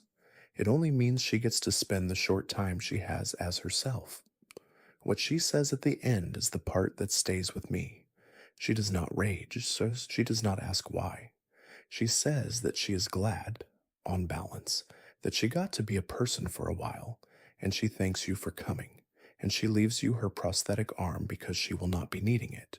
There is a woman in this story who has never known defeat, and there is a woman made of her overflow who was defeated by her own biology from the first second, and I know which of the two I think about more. Sleep well. In the next chapter, we meet a man who came closer to the throne than anyone alive and turned around. Chapter 23. The Man Who Turned Around. Welcome back. Let your shoulders drop and let the pillow take the weight of your head.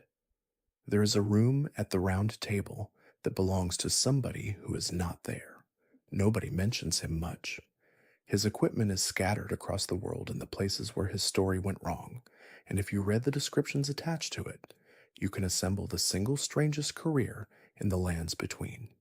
His name is Vike, and the item text says plainly that he came closer to becoming Elden Lord than any tarnished before him. Closer than anyone. He did the whole thing. He came across the fog. He fought his way through. He gathered what he needed. He stood at the edge of the last step. Everything the game is asking you to do, he did first and better. And then he went down into the sewers under the Capitol, and he found the three fingers, and he let them touch him.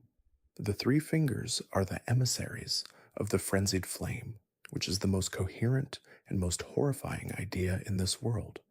Their position is straightforward. The Greater Will made an error when it created individuals. Separating the one great mass of everything into distinct beings is the origin of all suffering, because a separate being can be alone and can lose things and can be in pain that nobody else feels. The solution is to melt it all back together. Burn every distinction away, return the world to a single undifferentiated thing, and there will be no more suffering because there will be no more anybody to suffer. That is annihilation offered as mercy, and the terrible thing about it is that it is internally consistent. Nobody in this game refutes it. They only refuse it.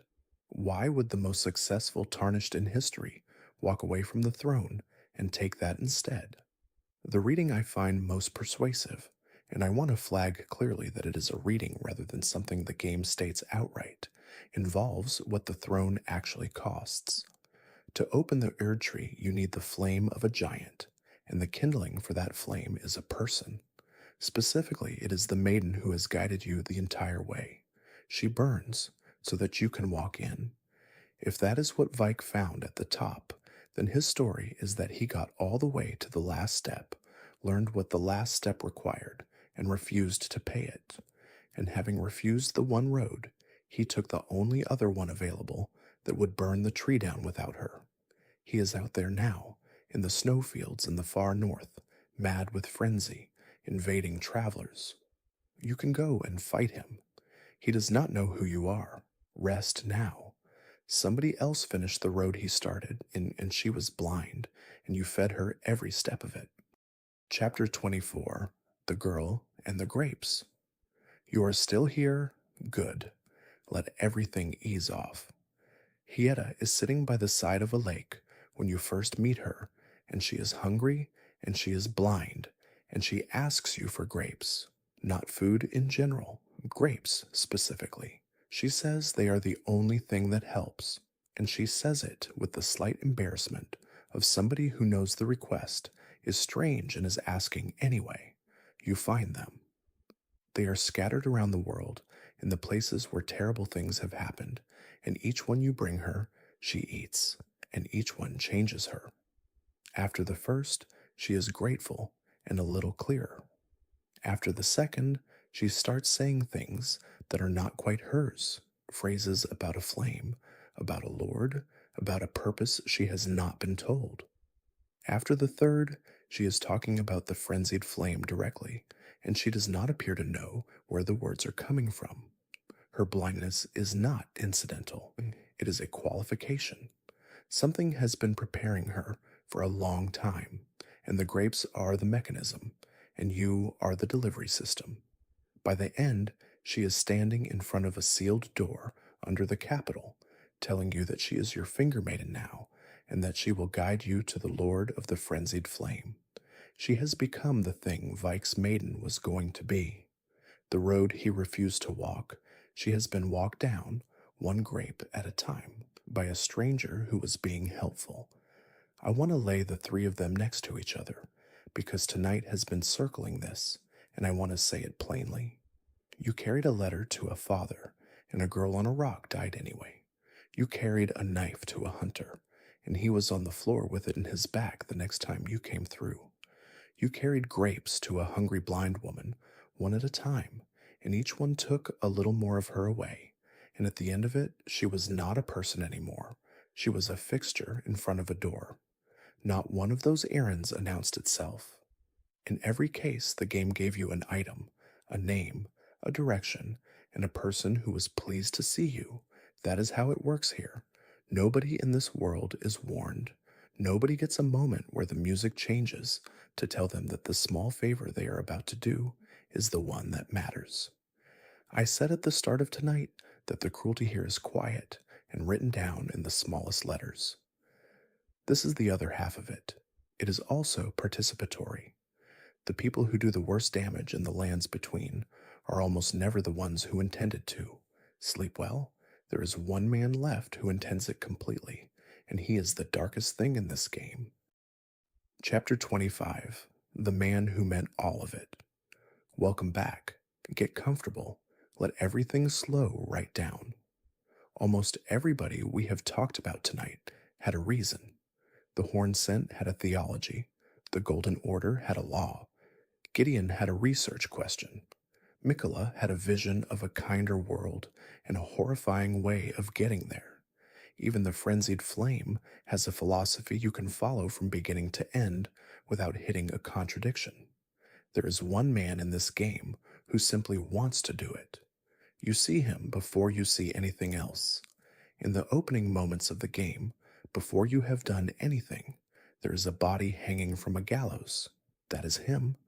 A town caught him and tried him and hanged him, and it did not take, because grace came back to him along with all the other tarnished, and he got up and carried on. What the Dung Eater does is defile the dead. The mechanics matter, and they are worse than the name suggests. He kills a person, and then he does something to the corpse, and what grows on it afterwards is an object called a seedbed curse. The description tells you what it is in one line. It is a curse grown on a corpse, a tender pox afflicted with omen horns.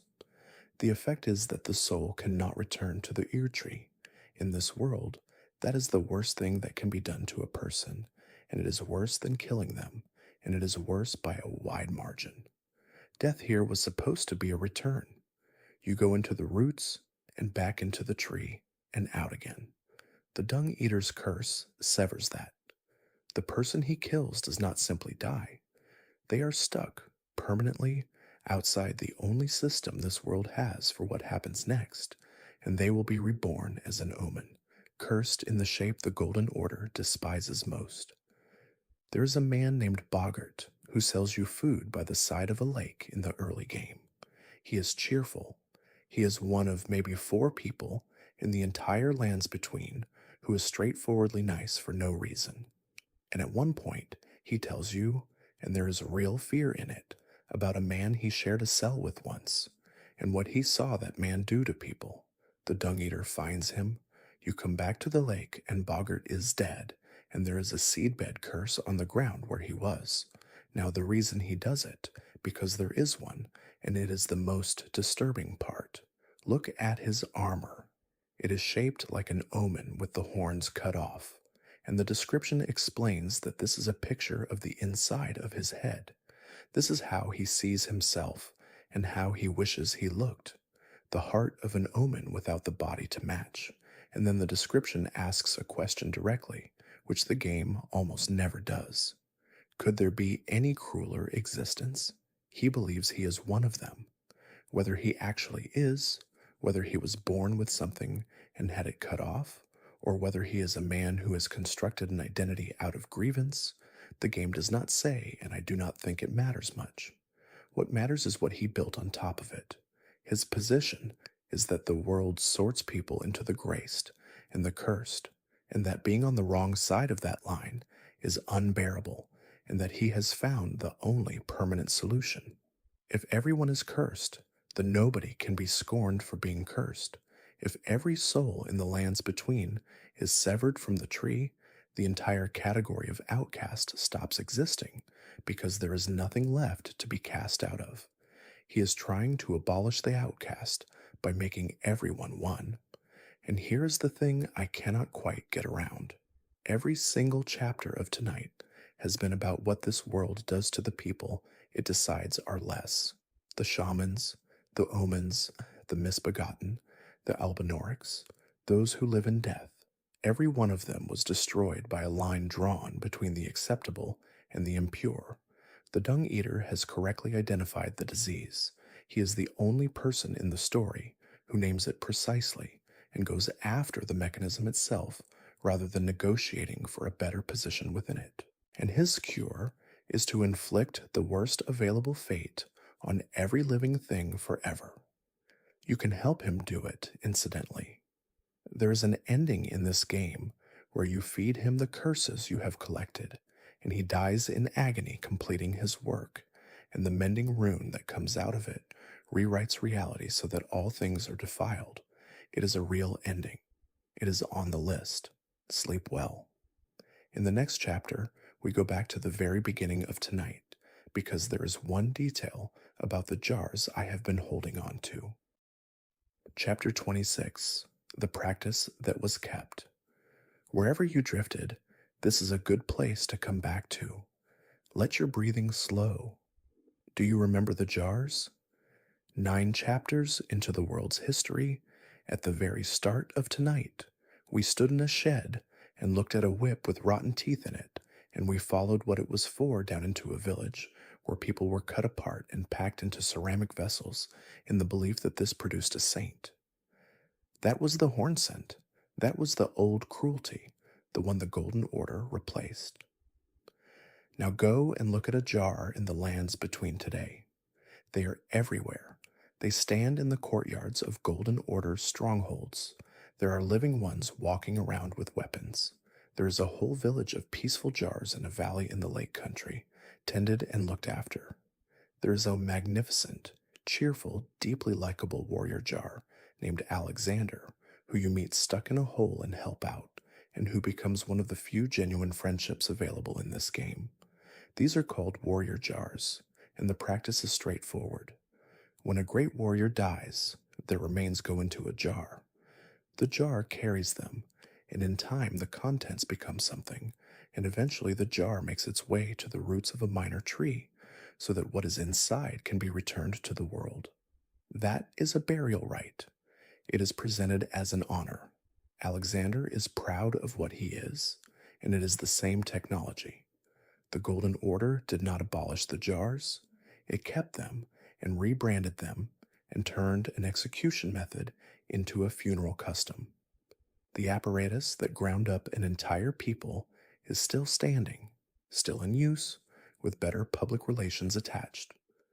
I want to be fair about the difference, because there is one, and it is not trivial. Nobody is being flayed to make a warrior jar. As far as we can tell, the people going into them are already dead and went in willingly, or at least their communities believed they went in honored. Alexander is not a prisoner. He is a person with ambitions and a sense of humor who is delighted to be what he is. But sit with the shape of it for a second, because this is the last time tonight I am going to ask you to. Marika was born in a village of people who were hunted, softened with an infected whip, and packed into jars to be melded into something holier than they were. Her entire people were used up that way. She walked to the top of that country, put her hand on a gate built out of them, and pulled a god out of it. And then she took over the world, and she kept the jars. I do not think that is hypocrisy exactly. I think it is something more uncomfortable and more true, which is that when a person who has been ground up by a machine gets control of the machine, the most common outcome by a very long way is that the machine keeps running. The letterhead changes, the theology gets revised, the apparatus is too useful to dismantle. That is why the omen curse landing on her own children did not move her to change the law about horns. That is why the misbegotten stayed in the mines. That is why the Albinorics were still being rendered into throwing pots at the end. She did not build a kinder world than the horn scent. She built the same world with herself at the top of it in a nicer color scheme. Rest now. Before we reach the endings, there is a short chapter for the ones who never got names. On chapter 27, the ones with no names. You are still here? Good. Settle in properly and let your jaw unclench. There is a category of horror in this game that never gets a quest line because the people it happened to were not important enough to be given one. I want to spend a few minutes on them before we finish because they are the bulk of it. Everything we have covered tonight was a story. This is the background noise those stories happened in front of. There is a profession called the omen killer, as their job is cutting the horns off children. That is what the equipment is for. There is a great curved blade that belongs to them, and a set of armor, and their whole function in the economy of the capital is that when an omen child is born to an ordinary family, somebody has to be called. The operation frequently kills the child. When it does not, the child grows up scarred and passable and is permitted to live above ground. There were enough of these births, over enough centuries, for this to be a job with tools and a uniform. There are perfumers, they present as elegant, and their art involves distilling things, and a number of them are in the employ of powerful people as enforcers. They were among those sent down into the Albinoric village. Their weapons work by dispersing what they have made into the air, which means that a perfumer's contribution to a massacre is airborne and inhaled. There are the prisoners under Volcano Manor, in a place with iron maidens standing in the corridors, and a system for processing people, kept underneath a house that serves dinner and offers you a job. There are the dungeons under Stormvale, where the villagers went for Godric's surgeries. If you follow Nephili's story, you find out what was done down there, and her reaction is worth watching, because she is a warrior and a leader and the daughter of an important man, and what happens to her when she understands is that she stops being able to function for a while. There are the finger maidens, but this one is quiet and easy to miss. Every tarnished who comes across the fog is assigned one. They exist to serve, to guide, to give their strength, and to be there when the tarnished needs something. And at the end of the road, if you get there, the maiden is what you burn to open the door. That is the arrangement. It has always been the arrangement. There is a whole class of people in this world whose entire purpose is to accompany somebody to the moment of their own use. And there are the tarnished themselves, which is you. Marika stripped grace from Godfrey and his warriors when their wars ran out, and exiled them, and told them to go and die in a foreign country, and keep fighting after death, and promised that one day she would call them home, and one of them could be Lord. Generations passed. The descendants of those exiles have no memory of the lands between it all, and the call arrives in them anyway, as an instinct, a pull toward a place they have never been. The entire premise of this game is a promise made to a discarded army by the god who discarded them, and every single tarnished who answers it is doing so because they were bred for it. Sleep well. In the next chapter, we look at what all of this was for and what you are allowed to do about it. Chapter 28, The One Who Walks With You. Welcome back. Let your breathing slow and let the room go soft around you. There is one more person to talk about before the endings, and she has been with you the entire time. Melina appears at a site of grace early on, When you have hit the first wall the game puts in front of you, and she makes an offer. She will give you her strength so that you can grow, and in exchange, she would like you to take her to the foot of the Erd tree. That is the deal. It is the only deal in this game that is straightforwardly honored on both sides. She is not a quest. She is not a merchant. She turns up at intervals for the whole of the game, at fires, in the dark, and she says a few quiet things, and then she goes. And gradually you notice that she is the only presence in the lands between that is unambiguously kind to you and has never once asked for anything beyond the original arrangement. What she says about herself is not much, and all of it is strange. She says she was born at the foot of the Erd tree. She says her mother gave her a purpose. She says she lacks a vessel, which is a very odd thing for someone standing in front of you to say. Her mother, by implication, and by a couple of items, is Marika, though the game never states it plainly, and I am not going to state it plainly either. It is one of the genuine unknowns, and it deserves to stay one. Here is what's not ambiguous. To enter the Erd tree, the thorns sealing it have to be burned away, and the fire that can do it is the flame of the giants in the far north, and that flame needs kindling, not wood. A person with a purpose, willing to become fire. That is what Melina is for. That is the purpose her mother gave her. She has known it the entire time. Every conversation you have had with her, every quiet fireside moment, every small kindness she has extended to a stranger crossing a broken country has been taking place inside her knowledge of where the road ends and what she is for. She has been walking you toward the place where she burns, and she has been pleasant about it, and she has never once asked you to feel sorry for her. And when you get there, she stands in the fire and she says a few sentences. She says she does not know what she will become. She says she does not regret it. And then she is gone, and the tree opens, and you walk in over her. If you have taken the frenzied flame, she does not do it. She looks at what you have made yourself into, and she tells you that she will find you again, and that she will deliver your destined death. Even then, there is nothing petty in it. She is not threatening you. She is stating a responsibility that has landed on her. I keep thinking about the line about the vessel. She lacks one.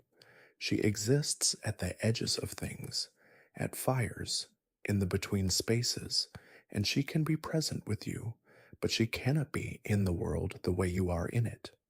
And the one thing she was made able to do, the single function her existence has, is to stop existing at a specific moment for somebody else's benefit. She is the finger maiden arrangement made literal and made kind, and given a face you will remember for years. Sleep well. What she opened that door for is the last thing we have to talk about. Chapter 29, 6 Ways to End a World. Wherever you have drifted off to, this is a good place to come back to. Get comfortable.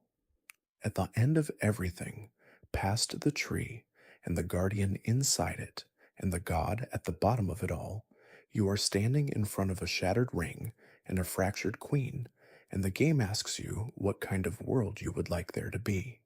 There are 6 answers. I am not going to tell you which is right, because none of them is, and because the refusal to resolve is the whole of what this game believes. The first is the simplest. You mend the ring exactly as it was. The golden order comes back. The tree stands. The cycle of souls resumes, feeding the greater will, and grace returns to the world in the form it had before. Every single thing we have talked about tonight happens again, because the machinery that produced it is the machinery you have just repaired. The omens go back in the sewer. The misbegotten go back in the mines. It is the ending in which nothing is learned, and it is also, by a wide margin, the most realistic depiction of political restoration in any story I know. The second belongs to a philosopher who sits in silence at the edge of a ruin and works out over a very long time that the flaw in the Golden Order is not its rules, but the fact that gods are as petty and inconsistent as the people they govern. His answer is a perfect order, one that runs on law alone, with no divine personality behind it to be capricious. Cleaner, more rational, and an order with no God in it also has nobody to appeal to, and no capacity for mercy, and I would want to think for a long time before choosing it. The third is Fia's. Death is returned to the world. Those who live in death can finally stop. The tree no longer captures every soul that falls into it. It is the quietest of the endings and the most melancholy, and of all six, it is the one that fixes an actual, identifiable, named injustice that we spent 2 chapters on tonight. It is also the one that reintroduces real, permanent death to a world that had forgotten it, and there will be people who experience that as a theft. The fourth is the dung eaters. Everything is defiled, all souls are severed, nobody can be scorned because everybody is cursed. We have talked about it, it is on the list.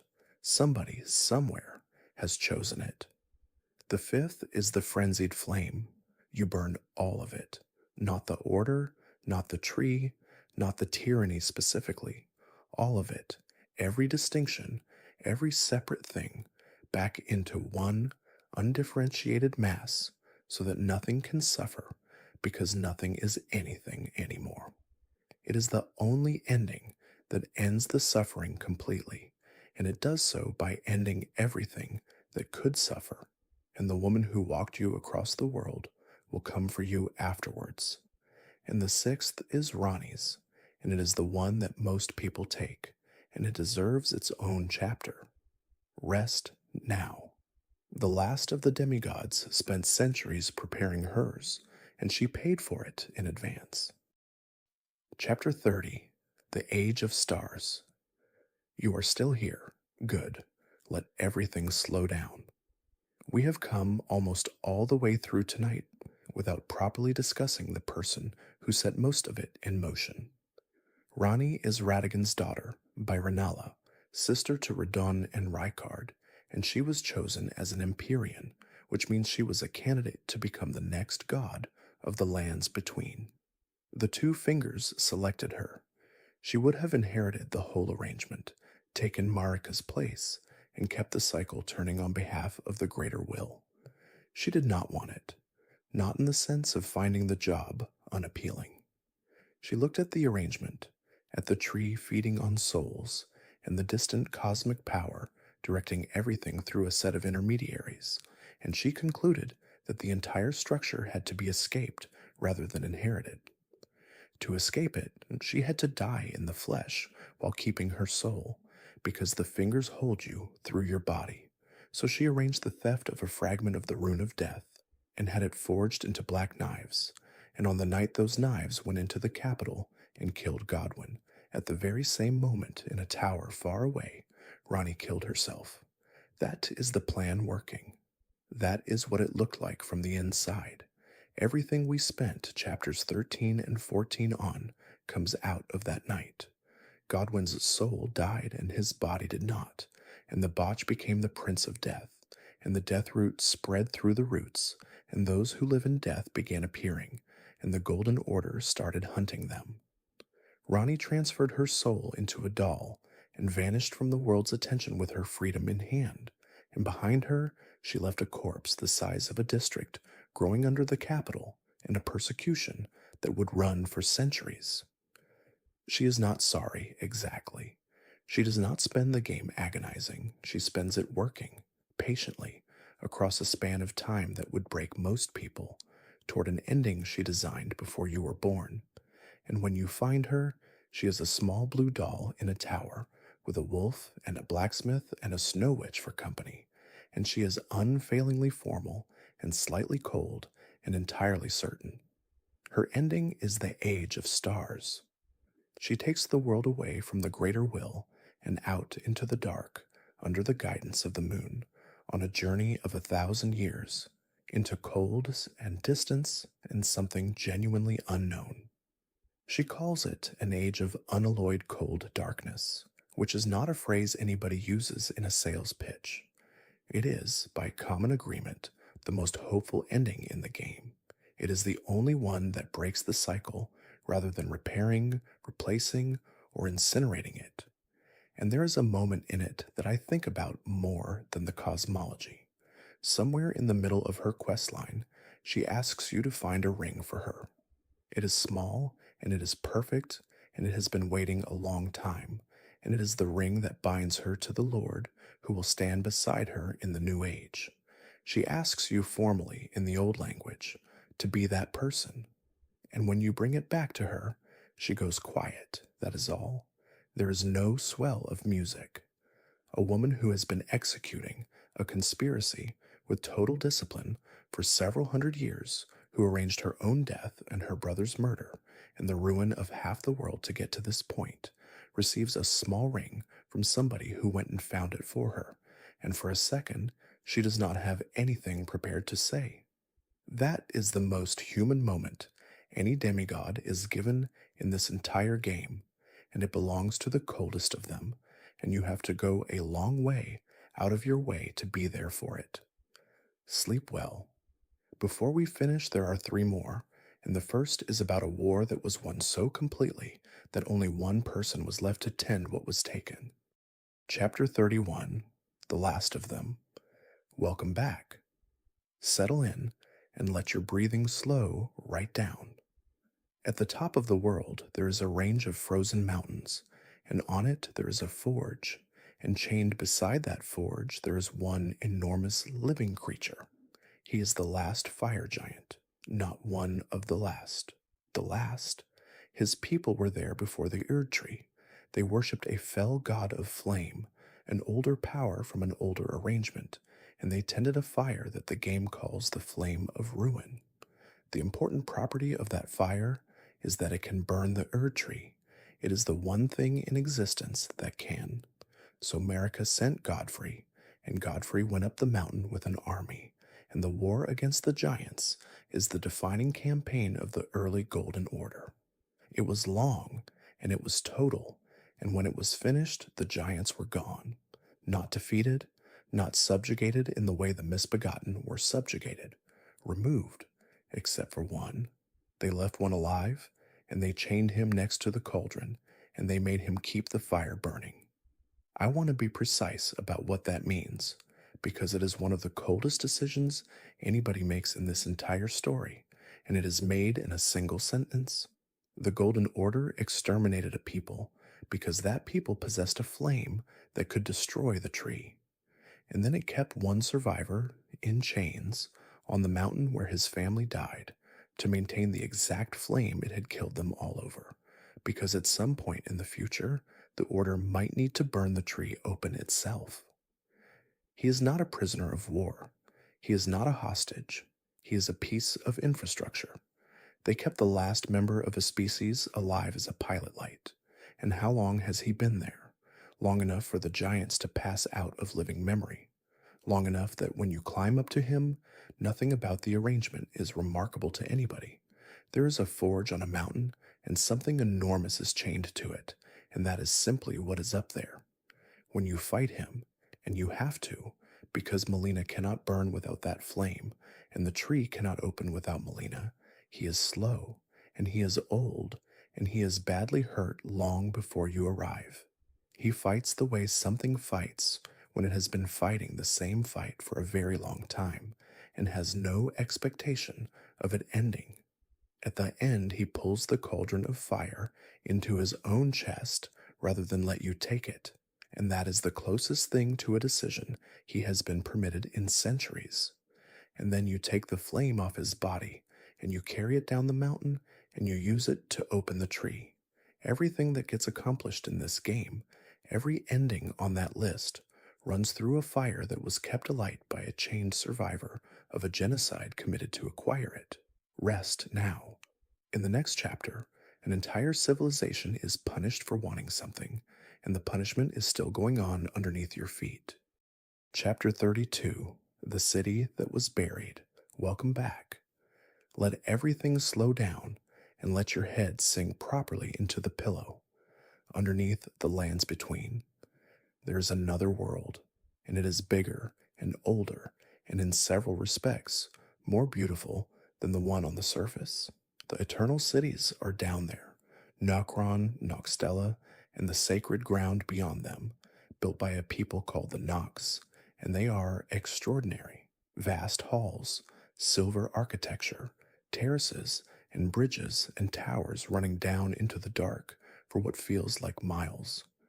Whoever built these places was working at a level of ambition and skill that nothing on the surface matches. They were not always underground. That is the entire story, and the game gives it to you in fragments. And the fragments say this: the Nox were scholars and astronomers. They studied the stars and the powers that move behind them. And at some point, they did something that the Greater will regard it as a rebellion.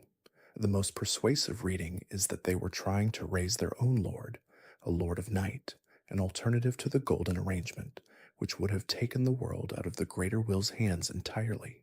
They were caught, and the punishment was that their cities were thrust down into the earth, not destroyed, buried. The whole civilization, buildings and people and libraries and everything they had made, pushed down under the ground and sealed off from the sky and left there. Now here's the part that I think about. They kept going, down in the dark, cut off from the sun and the stars and everything they had spent their lives studying. They did not stop. They built a sky. Look up in Nokron. There are stars up there. There is a night sky over the city, deep and blue and full of constellations, and it is a fabrication. They built a false sky over their buried cities because they were astronomers and they could not live without one, and they had been forbidden the real one. That is one of the saddest details in this entire game, and it is delivered entirely through the ceiling. And they carried on working too. The blade that can kill the fingers, the emissaries of the greater will themselves, was forged down there in the buried city by the people who had been buried for reaching too high. They spent the whole of their punishment building the weapon that could end the thing that punished them. Ronnie uses it. That is where her plan gets its instrument. The age of stars that most players choose at the end of this game, the ending everybody calls hopeful, runs on a knife made by a civilization nobody remembers, in a hole they were thrown into for wanting the same thing Ronnie wants. They never got to see it. There is nobody left down there to tell. The halls are quiet, and the silver tears drift through them, copying whatever they find, and the false stars are still on. Sleep well. In the next chapter, a man in a tower is turning people into furniture, and he would like your help. Chapter 33, The Man with the Collection. You are still here? Good. Let everything ease off, and let the room settle.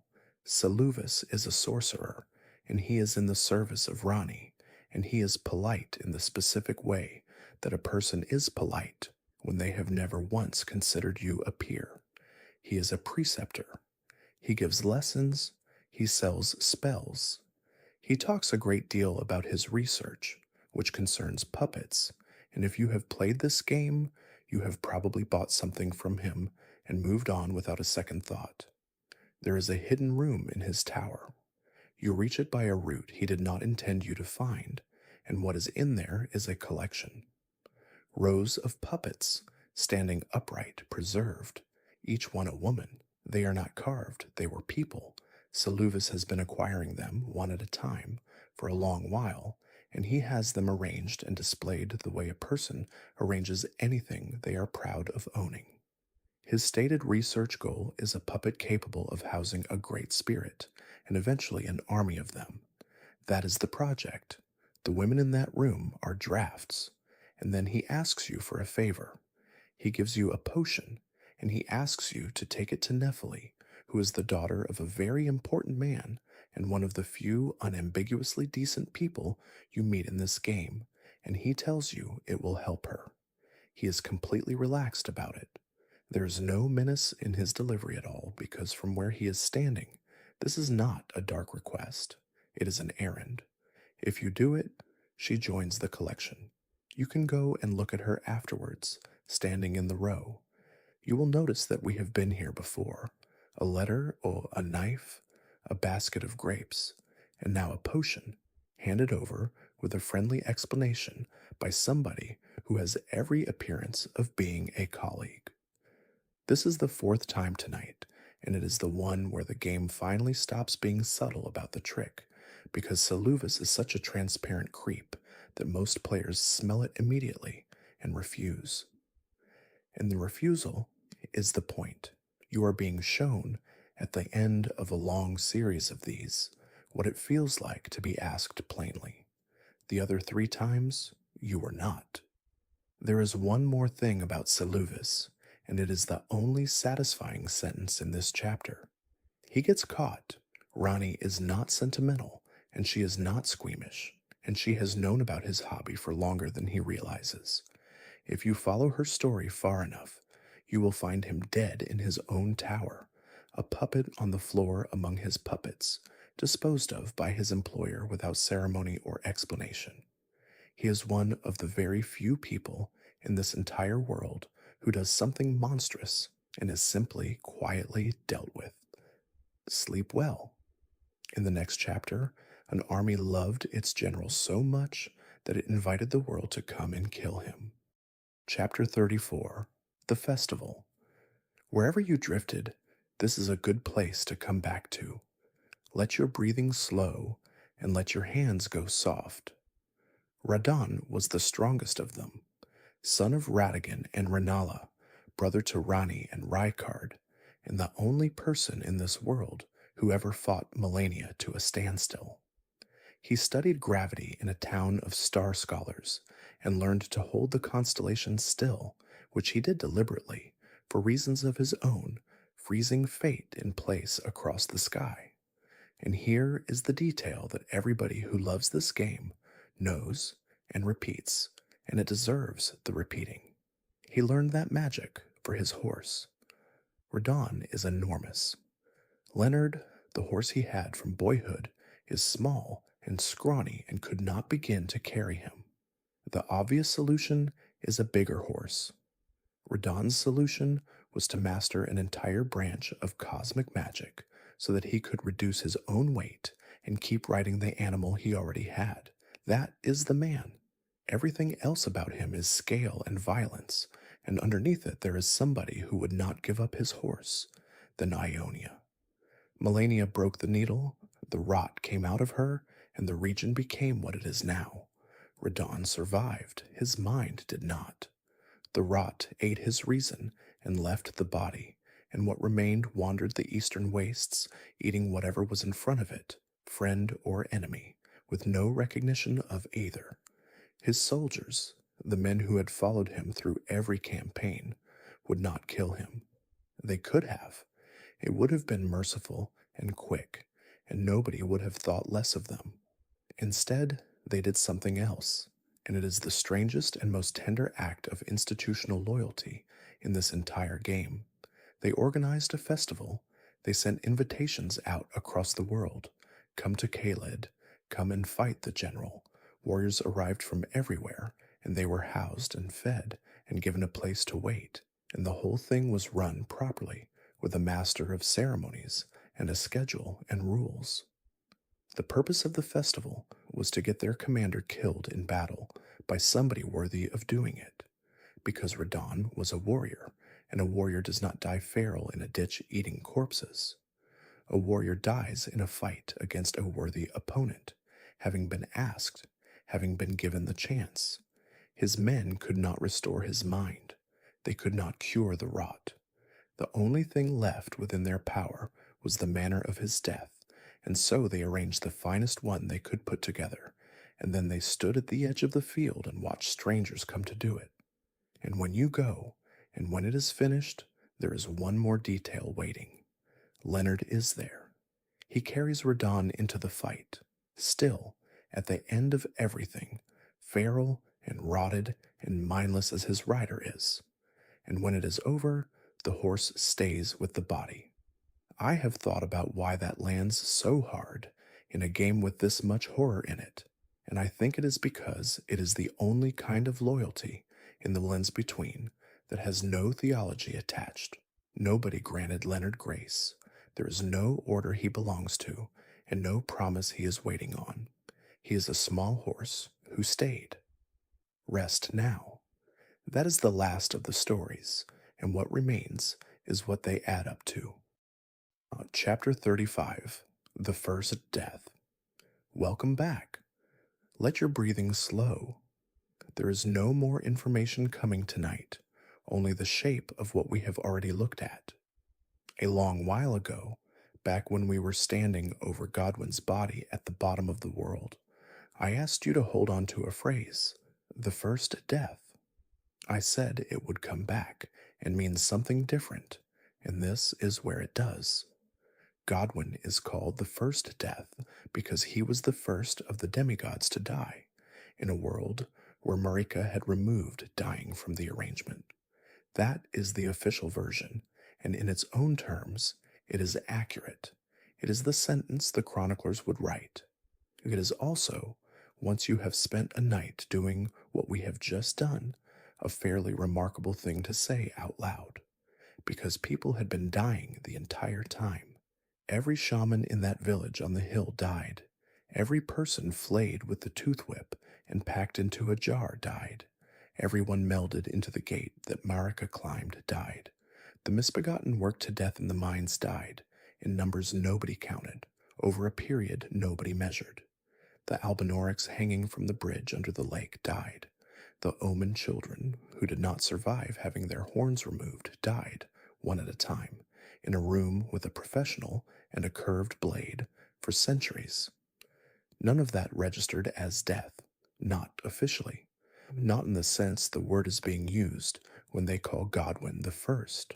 What they mean by the first death is the first death that counted. And that is the whole thing. That is what we have actually been looking at all night, underneath the jars and the sewers and the silver blood and the worms.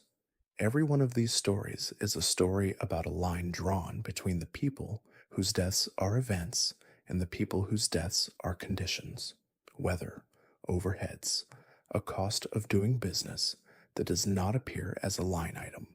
The horn scent drew that line, and the shamans fell outside it.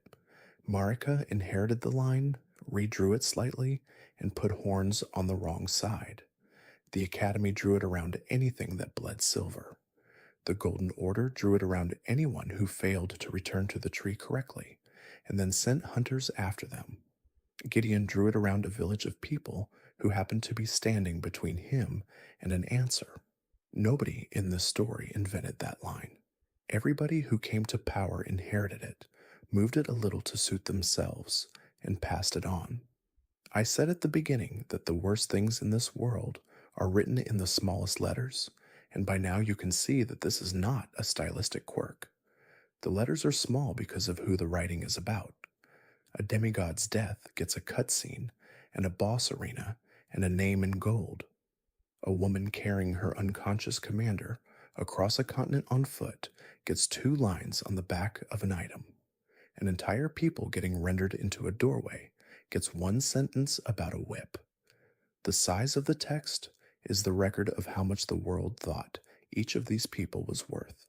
That is the actual horror of Elden Ring. Not the monsters, not the body horror, and there is plenty of it. It is that this world has a functioning, consistent, well-administered system for deciding whose suffering is real, and that system is still running at the end of the game, no matter which of the 6 endings you choose. Rest now. 1 more, and then we can let all of this go. Chapter 36, Why It Is Written So Small. You are still here. Good. Let your shoulders come down, and let the bed take your weight completely. I want to spend a few minutes on the choice the writers made, because I think it is the reason this game has stayed in so many people's heads for years, and because it changes what tonight has been. They could have told you all of this directly. There was nothing stopping them. A few cutscenes, a narrator, a codex you unlock as you go. Most large games would have done exactly that, and the story would have been the same story, and it would have been forgotten in 18 months. Instead, they wrote almost all of it onto the backs of objects, which means that in the ordinary course of playing this game, you will not learn any of it. You will kill a worm face without ever noticing it was weeping. You will walk past Irina on the road. You will fight the royal revenant and never wonder what the crown on its head is doing there. You will finish the game twice and never find the village where the queen of the world was born. The material is all there. It is simply arranged so that finding it is an act of attention rather than an act of progress. And what that does, and I think this is deliberate, is reproduce the exact condition the story is about. The world of the lands between is full of people whose suffering is available to anybody who looks and invisible to everybody who does not. The game does not lecture you about that. It builds it into how you play. Most people go through this world exactly the way the Golden Order goes through it, following the golden light from one significant event to the next, past an enormous quantity of quiet catastrophe that never rises to the level of a notification. The grace, the little golden wisps at every checkpoint, actually point. They lean in a direction. That is a real mechanic. The game will tell you where to go next, and it is always somewhere that matters in the official sense, and it is never the shack on the hillside with the woman and the dead wolf in it. You are allowed to ignore the pointing. That is the whole invitation. Everything we have talked about tonight is somewhere the grace does not lean. I do not think that makes reading item descriptions a moral act. It is a video game and we are all here to enjoy ourselves, and there is no obligation on anybody to go looking for the sad parts. But I do think the arrangement is saying something, and it says it without ever putting it into words, which is why it works. The stories that got the smallest letters were the ones about people the world had already decided not to look at. And they are still there, complete, waiting, in a font nobody has to read. Somebody wrote Finley's Walk. Somebody sat down and decided that the detail about Radon and his horse would exist. Somebody wrote the sentence about the whip and how the wounds ripen, and knew perfectly well that the overwhelming majority of players would sell that whip for a few hundred runes without reading a word of it, and wrote it carefully anyway. That is the part I find quietly hopeful at the end of a night that has not been hopeful in any other respect. In a world that keeps meticulous records of whose death counts, somebody kept a record of the other kind too. It is not a monument. It is small, and it is easy to miss, and it is written down. And now you have read it. Sleep well. There is nothing left to explain, and I am going to slow down now. Chapter 37, The Quiet Part. Wherever you are, whatever hour it has become, you can stop working now. You have been a long way tonight. You have stood in an empty village with the roof still on and the flowers still growing. You have looked at a whip in a shed and understood what it was for. You have been down in the sewer under the Capitol with two brothers who went in on the same night and came out pointing in opposite directions. You have met a blind girl on a rock and a woman on the floor of a shack beside her wolf, and a young woman in a chapel who was the only one who did not go up to the castle.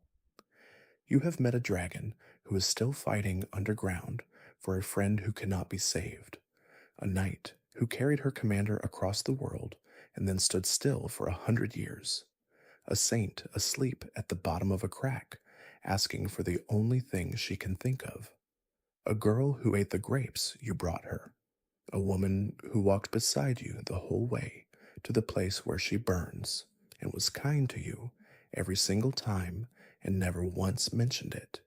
You have seen a city buried for wanting something, with a false sky painted over it by the people who were buried. A giant chained beside a fire for centuries, because the order that killed his family might one day need the flame. An army that could not save its general, and so arranged the best death it could manage for him, and a small horse that stayed. You do not need to keep any of that. It has been said now, and that was the point. and it will still be there if you want it another night. Let your breathing go slow. Feel the weight of the blanket. Feel where your shoulder meets the mattress and let it be heavy. Let your hands be soft. Whatever is still holding on in your jaw or behind your eyes, let it go, because none of it is needed for this part. The worst things in this world were written in the smallest letters. That has been true all night. It is true of most worlds, I think, including the one outside your window. But somebody wrote them down. That is the part I would like you to take into sleep if you take anything. Not the jars, not the sewers. Just that in a world with a very efficient system for deciding who does not count, somebody went to the trouble of recording them anyway, in small letters on the back of a whip, for the few people who would ever stop and look. The tree is still standing, the light is still gold.